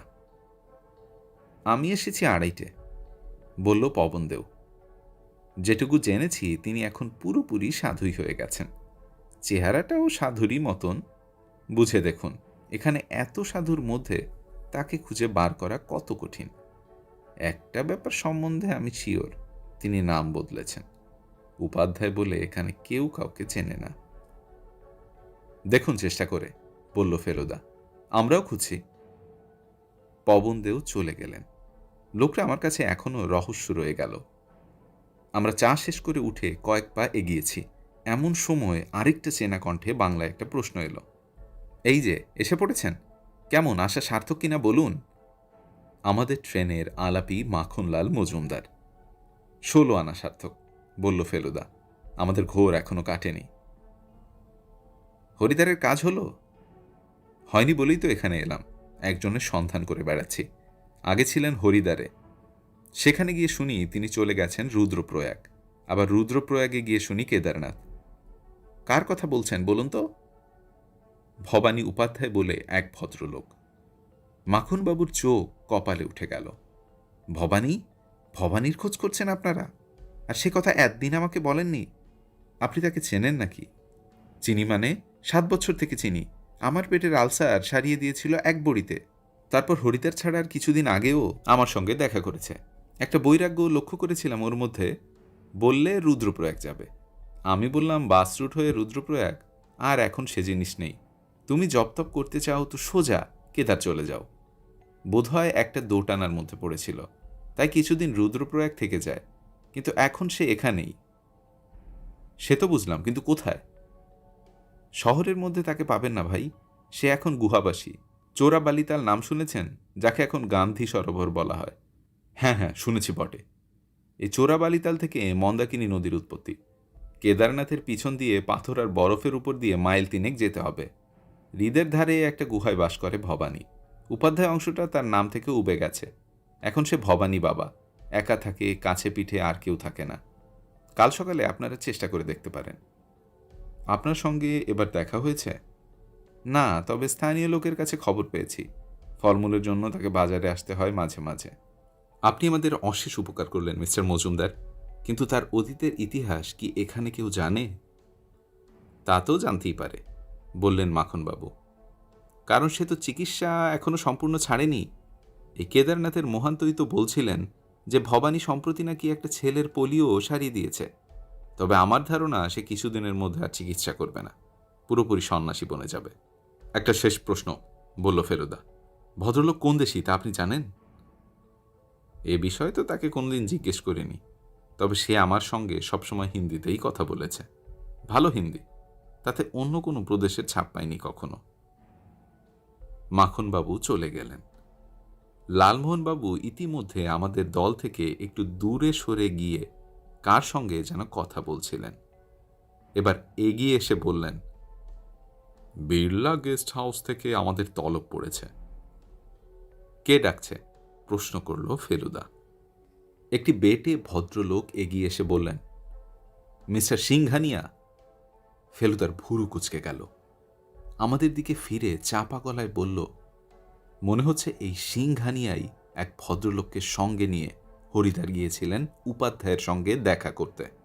আমার মনে হয় একে খানিকটা সময় দেওয়া যেতে পারে, চলিয়ে।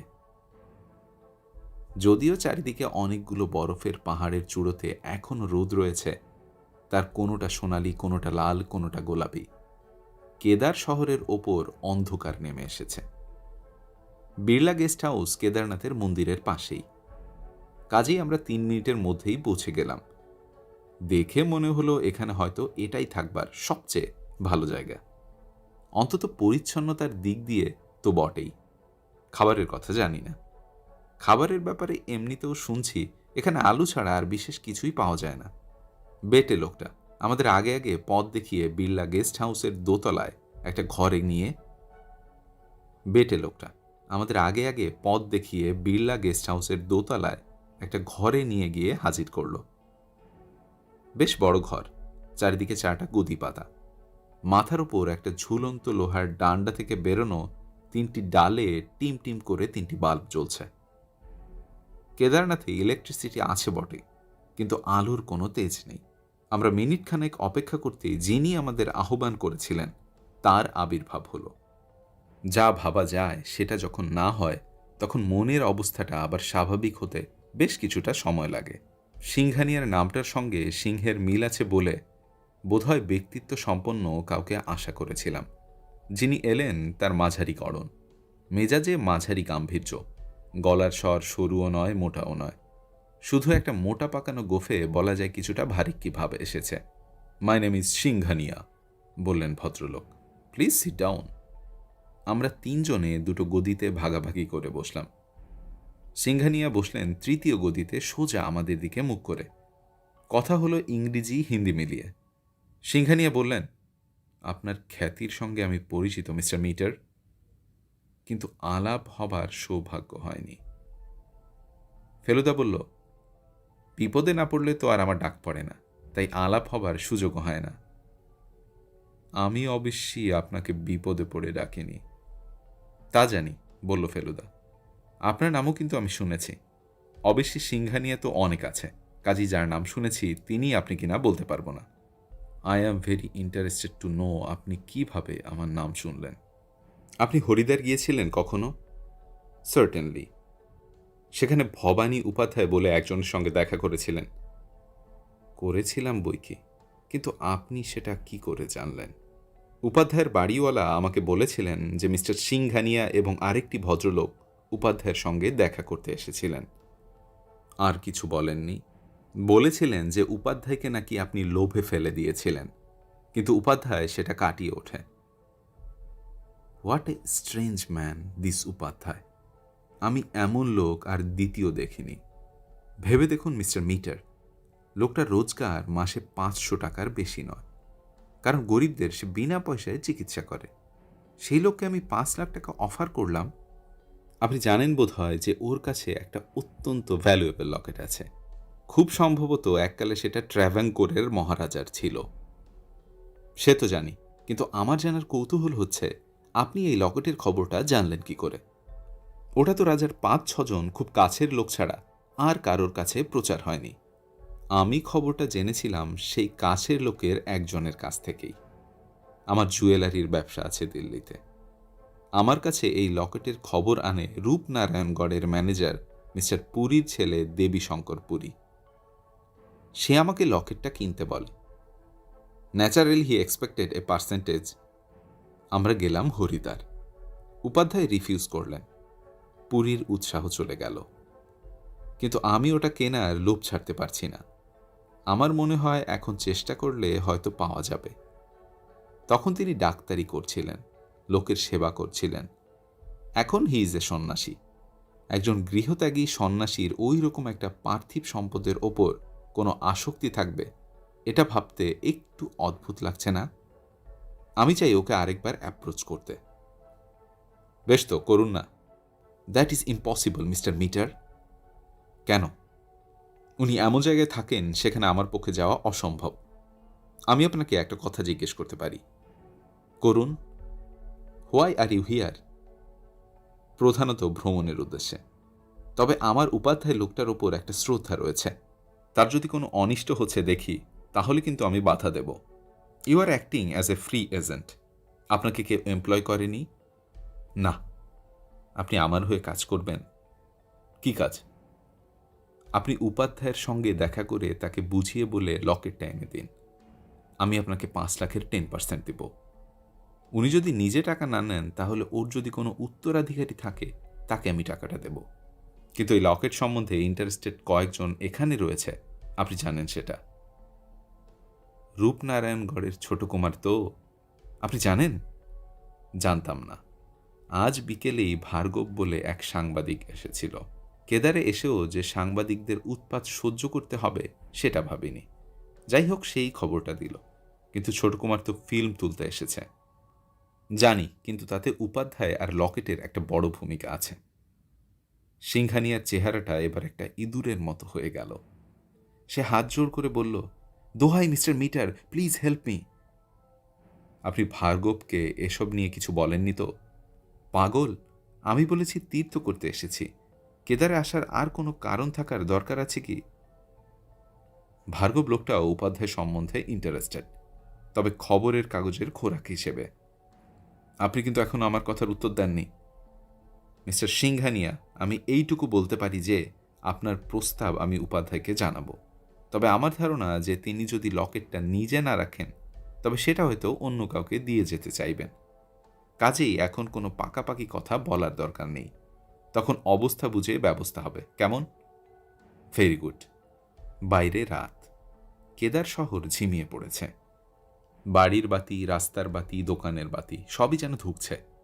তারই মধ্যে এক জায়গায় বেশ একটা উজ্জ্বল আলো দেখে অবাক হয়ে এগিয়ে গিয়ে দেখি ছোট কুমার পবনদেও একটা ব্যাটারি আলো জ্বালিয়ে কেদারের গলির ফিল্ম তুলছে। আমাদের দেখে শুটিং থামিয়ে ফেলুদাকে উদ্দেশ্য করে প্রশ্ন করল, উপাধ্যায়ের কোনো খবর পেলেন? ফেলুদা উত্তর না দিয়ে একটা পাল্টা প্রশ্ন করল, আপনি উঠেছেন কোথায়? এখানে পান্ডারা ঘর ভাড়া দেয় জানেন তো, তারই একটাতে রয়েছি। এই বাইরের রাস্তা দিয়ে 2টো বাড়ি পরে ডান দিকের বাড়ি। ঠিক আছে, আমি আপনার সঙ্গে যোগাযোগ করছি, বলল ফেলুদা। আমরা এগিয়ে গেলাম আমাদের ধর্মশালার দিকে। লালমোহনবাবু হঠাৎ মন্তব্য করলেন, ছোট কুমার কেমন লোক জানি না মশাই, কিন্তু সিংহানিয়া লোকটা ধড়িবাজ আছে। কি করে জানলেন? ফেলুদা প্রশ্ন করল। আপনি যেখানে বসেছিলেন সেখান থেকে বোধহয় দেখতে পাননি, কিন্তু আমি দেখলাম লোকটার কোটের বাঁ পকেটে একটা ক্যাসেট রেকর্ডার। কথা শুরু হবার আগে সেটা টুক করে চালু করে দিল। ধড়িবাজের ওপর আবার ধড়িবাজ স্তরও হয়, সেটা জানেন তো? ফেলুদাও তার পকেট থেকে মাইক্রো ক্যাসেট রেকর্ডারটা বার করে দেখিয়ে দিল। আপনি কি ভাবছেন যে এটা আমি? ফেলুদার কথা শেষ হলো না, কারণ কাঁধে একটা ঘা খেয়ে সে মাটিতে পড়ে গেছে। গলির এই অংশটা নিরিবিলি। সেই সুযোগে পাশের একটা গলি থেকে একটা লোক আচমকা বেরিয়ে এসে এই কাণ্ডটি করেছে। মুহূর্তের মধ্যে একটা তুলকালাম কাণ্ড হয়ে গেল। লোকটা মেরেই পালাচ্ছিল। আমি তার উপর ঝাঁপ দিয়ে পড়ে তার কোমরটা দুহাতে জাপটে ধরে তাকে দেয়ালে চেপে ধরলাম। সেও পাল্টা চাপ দিয়ে আমাকে ঠেলে সরিয়ে পালাতে যাচ্ছিল। এমন সময় লালমোহনবাবু তার হাতের অস্ত্রটা দিয়ে তাকে এক ঘায়ে ধরাশায়ী করে দিলেন। অস্ত্রটা আর কিছুই না, গৌরীকুণ্ডে 2 টাকা দিয়ে কেনা সেই লোহা লাগানো লাঠি। স্পষ্ট দেখতে পাচ্ছি লোকটার মাথা ফেটে গল গল করে রক্ত বেরোচ্ছে, কিন্তু সেই অবস্থাতেই সে আবার উঠে এক দৌড়ে অন্ধকারে মিলিয়ে গেল। এদিকে ফেলুদা উঠে বসেছে, বোঝাই যাচ্ছে সে বেশ কাবু। আমরা দুজন দুদিক থেকে তাকে ধরে তুললাম। আমাদের ধর্মশালা প্রায় পৌঁছে গেছি। শেষ পথটুকু ফেলুদা শুধু একটা কথাই বলল, কেদারেও তাহলে গুন্ডা এসে পৌঁছে গেছে। কপাল জোরে আমাদের পাশের ঘরেই একজন বাঙালি ডাক্তার পাওয়া গেল, নাম অধীর সেন। অধীরবাবু আবার ফেলুদাকে চিনে ফেললেন, কাজেই যত না জখম তার তুলনায় সুশুশ্রাটা একটু বেশিই হলো। ডান কাঁধে একটা জায়গায় কেটে গিয়েছিল, সেখানে ওষুধ দিয়ে ব্যান্ডেড দিয়ে দিলেন। বললেন ফ্র্যাকচার হয়েছে কিনা সেটা তো এক্সরে না করলে বোঝা যাবে না।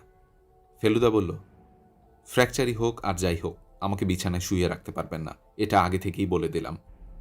ফিয়ের কথা জিজ্ঞেস করাতে ভদ্রলোক জিপ টিপ কেটে একাক্কার। তবে ব্যাপারটা কি জানেন মিস্টার মিত্তির, এই নিয়ে আমার 3 বার হলো কেদার। প্রাকৃতিক সৌন্দর্য যেমন ছিল তেমনই আছে, কিন্তু ক্রমে অ্যান্টি সোশ্যাল এলিমেন্টস ঢুকে পড়ছে শহরে। এর জন্য দায়ী কি জানেন তো? আমাদের যানবাহনের সুব্যবস্থা। একদিকে ভালো করেন তো অন্য দিক দিয়ে খারাপ ঢুকে পড়ে। এই তো দেখে আসছি জগতের নিয়ম।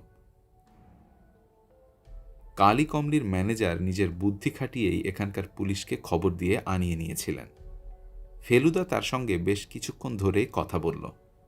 বুঝতে পারলাম যে নানা রকম নির্দেশ দেওয়া হলো, এবং সবই দারোগা সাহেব অতি মনোযোগের সঙ্গে শুনে নিলেন। পুলিশ চলে যাবার পর সাংবাদিক মিস্টার ভার্গব এসে হাজির। শুনলাম আপনার লাইফের ওপর একটা অ্যাটেম্প্ট হয়ে গেছে। গোয়েন্দা জীবনের তো দৈনন্দিন ঘটনা মিস্টার ভার্গব। এখানকারই কোনো গুন্ডা হয়তো পকেট মারতে চেয়েছিল, কিন্তু বিশেষ সুবিধা করতে পারেনি। আপনি বলতে চান আপনার কোনো তদন্তের সঙ্গে এর কোনো কানেকশন নেই? তদন্ত আবার কোথায়? আমি তো এখানে এসেছি উপাধ্যায়ের সঙ্গে দেখা করতে। ভালো কথা, তিনি কোথায় থাকেন সে খবর পেয়েছেন? আপনি পেয়েছেন? উপাধ্যায় বলে এখানে কেউ কাউকে চেনে না। তাহলে ভদ্রলোক হয়তো নাম বদলেছেন। তাই হবে। ফেলুদা আসল ব্যাপারটা বেমালুল চেপে গেল। ভার্গব কিছুটা নিরাশ হয়েই যেন চলে গেলেন। কাল সকাল সকাল উঠতে হবে বলে আমরা 8:30টার মধ্যে পুরি তরকারি খেয়ে নিয়ে শুয়ে পড়ার আয়োজন করতে লাগলাম। এই সময় ফেলুদা যে ব্যাপারটা করল সেটা কিন্তু আমি আর লালমোহনবাবু মোটেই অ্যাপ্রুভ করতে পারলাম না। ও বলল, তোরা দুজন শুয়ে পড়, আমি একটু ঘুরে আসছি। ঘুরে আসছো মানে? আমি অবাক এবং কিছুটা বিরক্ত হয়ে প্রশ্ন করলাম। আমি জানি ওর কাঁধে এখনো বেশ ব্যথা। কোত্থেকে ঘুরে আসছো? একবার ছোট কুমারের সঙ্গে দেখা করা দরকার। সে কি, তুমি সোজা এনিমি ক্যাম্পে চলে যাবে? আমার এরকম অনেকবার হয়েছে রে তোপসে, একটা চোট খেয়ে বুদ্ধিটা খুলে গেছে, এবারও তাই। পবন দেও আমাদের শত্রু না। তবে আসল শত্রু কে সেটা জানতে পারবি খুব শিগগিরই। কিন্তু তুমি বেরোবে, আর শত্রু যদি এখন ওত পেতে থাকে? আমার সঙ্গে অস্ত্র আছে, তোরা শুয়ে পড়। আমি যখনই ফিরি না কেন, কালকের প্রোগ্রামে কোনো চেঞ্জ নেই। গান্ধী সরোবর, ভোর 4:30টায় রওনা হচ্ছে। সঙ্গে রিভলভার আর একটা বড় টর্চ নিয়ে ফেলুদা চলে গেল। তোমার দাদার সাহসের জবাব নেই, বললেন জটায়ু। ফেলুদা কাল রাত্রিরে কখন ফিরেছে জানি না, সেটা ওকে আর জিজ্ঞেস করলাম না, কারণ ও দেখলাম 4:30টার মধ্যে রেডি হয়ে আছে। আমরা দুজনও 10 মিনিটের মধ্যে তৈরি হয়ে 3 জনে একসঙ্গে বেরিয়ে পড়লাম। বাইরে এখন ফিকে ভোরের আলো, রাস্তার বাতিগুলো এখনও টিমটিম করে জ্বলছে। কেদারনাথের মন্দির ছাড়িয়ে খোলা জায়গায় পড়ে ফেলুদা হঠাৎ জিজ্ঞেস করল, তুই যে জিভ আর দাঁতের ফাঁক দিয়ে খুব জোরে শীষ দিতিস, সেটা এখনো পারিস? আমি একটু অবাক হয়ে বললাম, হ্যাঁ তা পারি বই কি। ফেলুদা বলল, আমি যখন বলবো তখন দিবি। আমরা 3 জনেই সঙ্গে লোহার স্পাইক দেওয়া লাঠি এনেছিলাম, তা না হলে মাঝে মাঝে বরফে ঢাকা এই পাথুরে পথ দিয়ে হাঁটা অসম্ভব হতো। গোড়াতেই মন্দাকিনীর ওপর দিয়ে একটা তক্তা ফেলা সেতু পার হতে হয়েছে আমাদের। নদী এখানে সরু নালার মতো, 3 দিকে ঘিরে সব তুষার শৃঙ্গ রয়েছে। তার কোনোটার নাম এখনো জানা হয়নি। তাদের মধ্যে যেগুলো সবচেয়ে উঁচু তার চূড়োয় গোলাপি আভা লক্ষ্য করা যাচ্ছে। শীত প্রচণ্ড। তারই মধ্যে কাঁপা গলায় লালমোহনবাবু হঠাৎ প্রশ্ন করলেন, তো সে তো শীষ দেবে আমার ভূমিকাটা? ফেলুদা বলল, আপনি আপনার ওই হাতের লাঠিটা প্রয়োজনে পাগলা জগাইয়ের মতো মাথার উপর ঘোরাবেন, তাতে আপনার বীরত্ব আর ব্যারাম দুটোই একসঙ্গে প্রমাণ হবে। বুঝেছি। আরও আধ ঘন্টা চলার পরে দেখতে পেলাম দূরে একটা ছেয়ে রঙের মসৃণ সমতল প্রান্তর রয়েছে। চারিদিকের পাথরের মধ্যে সেটাই যে চোরাবালিতাল বা গান্ধী সরোবর, সেটা বুঝতে অসুবিধা হলো না। তবু আমি ফেলুদার দিকে ঘাড় ফিরিয়ে জিজ্ঞেস করলাম, ওটাই কি? ফেলুদা ঘাড় নাড়িয়ে বুঝিয়ে দিল, হ্যাঁ, হ্রদের পশ্চিম ধারে একটা পাথরের ঢিবি রয়েছে, সেটার মধ্যে অনায়াসে একটা গুহা থাকতে পারে। পুরো ব্যাপারটা এখনও আমাদের থেকে অন্তত 250 গজ দূরে। আমরা যেখান দিয়ে যাচ্ছি সেখানে জমিতে আলগা পাথর ছাড়াও বেশ বড় বড় শিলাখণ্ড রয়েছে। তাছাড়া বরফ জমে রয়েছে চতুর্দিকে। কিছুক্ষণ থেকেই লক্ষ্য করছি যে ফেলুদার দৃষ্টিটা এদিক ওদিক ঘুরছে। ও যেন কিছু একটা খুঁজছে। এবারে দৃষ্টিটা এক জায়গায় স্থির হলো। তার দৃষ্টি অনুসরণ করে দেখলাম আমাদের ডান দিকে একটা পাথরের আড়াল থেকে বেরিয়ে আছে ক্যামেরার তেপায়ার একটা ঠ্যাং। ফেলুদা প্রায় নিঃশব্দে সেই দিকে এগিয়ে গেল, আমরা তার পিছনে। পাথরটা পেরোতেই দেখা গেল ছোট কুমার পবনদেও ক্যামেরায় চোখ লাগিয়ে দাঁড়িয়ে আছে। লেন্সটা দেখেই বোঝা যাচ্ছে সেটা টেলিফোটো, অর্থাৎ টেলিস্কোপের কাজ করবে। ছোট কুমারের পাশে পৌঁছতেই তিনি বললেন, স্পষ্ট দেখা যাচ্ছে গুহাটা, কিন্তু এখনো উনি বেরোননি। এবার পরপর ফেলুদা আর আমি দুজনেই চোখ লাগালাম। লেকের জলটা স্থির, তাতে আকাশের আবছা গোলাপি রং প্রতিফলিত হয়েছে। তারপর বাঁ দিকে ক্যামেরা ঘুরিয়ে দেখা গেল গুহাটা। পাথরের ফাঁকে গোছা একটা গৈরিক পতাকা রয়েছে গুহাটার ঠিক পাশে। আমাদের চারপাশে যে শৃঙ্গগুলো সবচেয়ে উঁচু তাতে এখনই গোলাপি রোদ লেগেছে।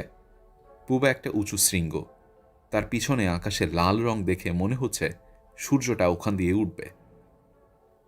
মিনিট খানেকের মধ্যেই পূবের পাহাড়ের চূড়োর পিছন দিয়ে চোখ ঝলসানো সূর্যটা উকি দিতেই গান্ধী সরোবরটা রোদে ধুয়ে গেল। সেই সঙ্গে লক্ষ্য করলাম গুহার গায়ে রোদ পড়েছে। আর এক আশ্চর্য প্রাকৃতিক পরিবেশে এক আশ্চর্য নাটক হচ্ছে। এইভাবে সন্ন্যাসী বেরিয়ে এলেন গুহা থেকে। তার দৃষ্টি সোজা পূব দিকে, যেন নতুন ওঠা সূর্যকে স্বাগত জানাচ্ছেন। তোপসে, এগিয়ে চল। ফিসফিসি আদেশ এলো ফেলুদার কাছ থেকে। আমি ক্যামেরায় আছি, বললেন ছোট কুমার। আমরা তিনজন দ্রুত এগিয়ে গেলাম গুহার দিকে, এ পাথর ও পাথরের আড়াল দিয়ে। আলো পড়ছে, কিন্তু কোনো শব্দ নেই। প্রকৃতি যেন রুদ্ধশ্বাসে কোনো একটা বিশেষ ঘটনার জন্য অপেক্ষা করছে। এবার গুহা, সন্ন্যাসী, পতাকা সবই স্পষ্ট দেখতে পাচ্ছি। আমরা উত্তরমুখে এগিয়ে চলেছি।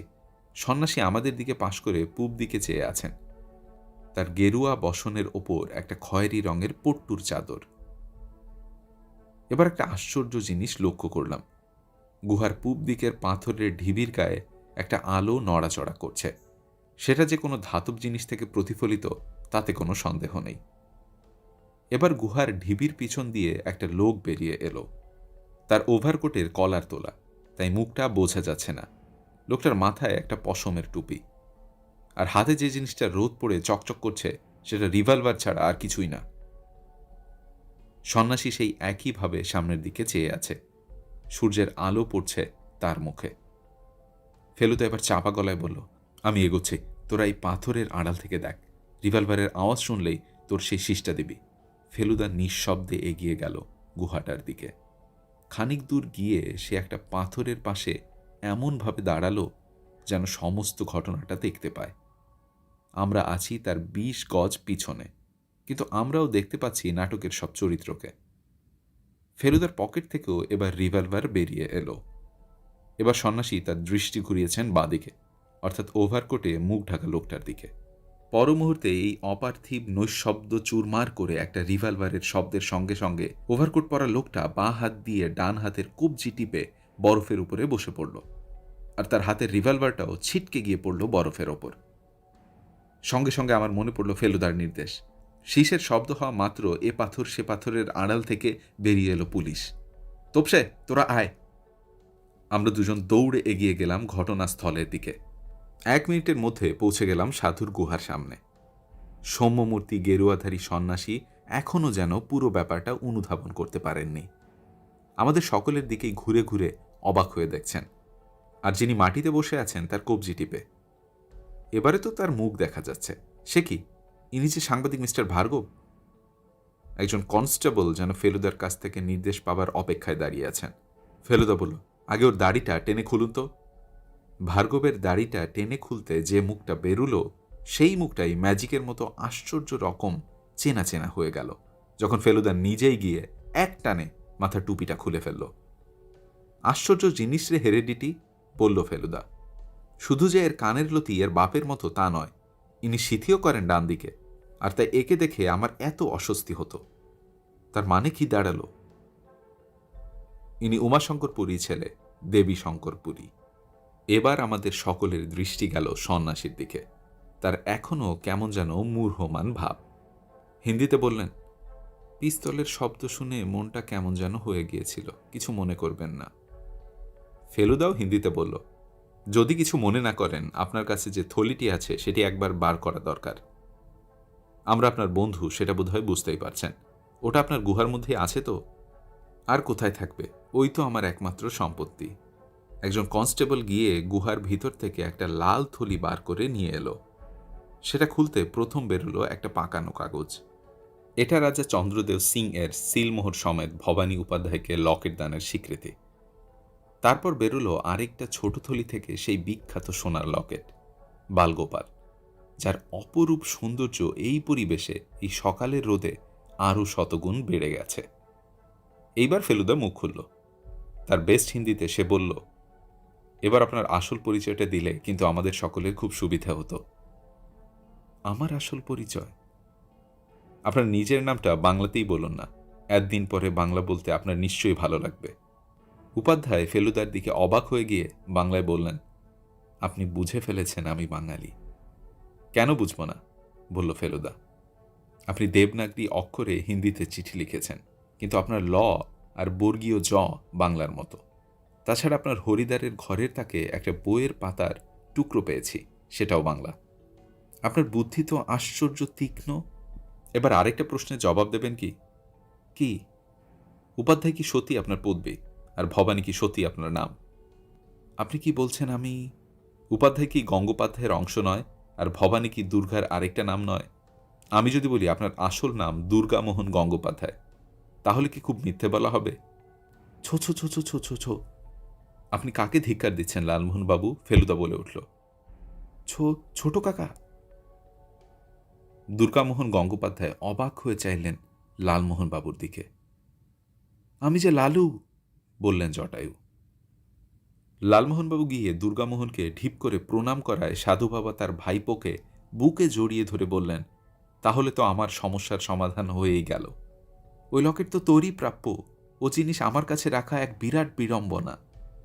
তা তো বটেই, তা আমাকে দিলে আমি একটা ব্যাংকের ভোল্টে রেখে দিতে পারি। আপনি তো জানেন না ছোট কাকা, আজকাল আমি ছোটদের উপন্যাস লিখে বেশ টু পাইশ করছি, তবে রুচির তো কিছু বলা যায় না। একদিন দেখব ঝপ করে সেল পড়ে গেছে, তখন লকেটটা থাকলে তবু একটা। নিজের ছেলে লকেটটা হাত করার তাল করছে জেনে উমাশঙ্করকে বাধ্য হয়ে ফেলুদাকে টেলিগ্রাম ও চিঠি পাঠাতে হয়েছিল।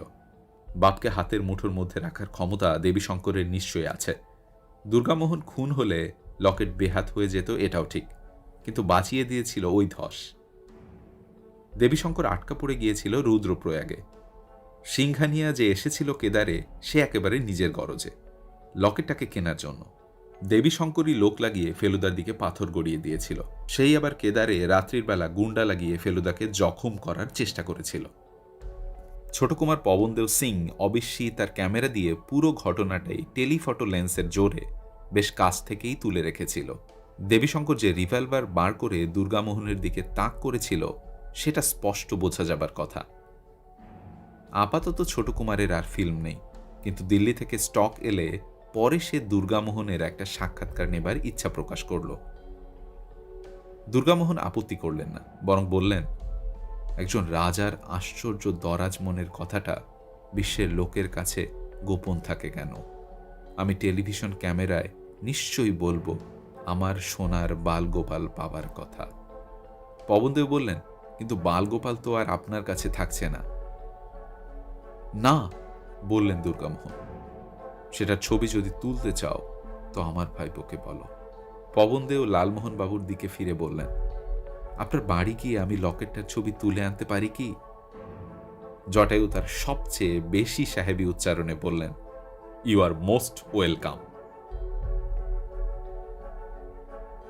আপনারা এতক্ষণ শুনছিলেন সত্যজিৎ রায়ের লেখা ফেলুদা সিরিজের গল্প এবার কাণ্ড কেদারনাথে। বাংলা থ্রিলার অডিও বুক চ্যানেলটি সাবস্ক্রাইব করুন এবং পাশে থাকা বেল আইকনটি প্রেস করুন। আপনাদের ভালো লাগা এবং সাথে থাকাই আমাদেরকে অনুপ্রেরণা যোগাবে নতুন কোনো অ্যাডভেঞ্চার গল্প নিয়ে আসতে। আজকের মতো বিদায় নিচ্ছি আমি নাহিদ। ভালো থাকুন, ভালো রাখুন। নেশা হোক বই, এই কথাটাই কই। তথ্যের সঙ্গে থাকুন, জ্ঞানের সঙ্গে থাকুন, আর আপনার পরিবারকে সময় দিন। আগামীতে থাকছে সত্যজিৎ রায়ের আরও একটি অ্যাডভেঞ্চার। আগামী পর্বে আপনাদের জন্য থাকছে সত্যজিৎ রায়ের লেখা গল্প পুরস্কার।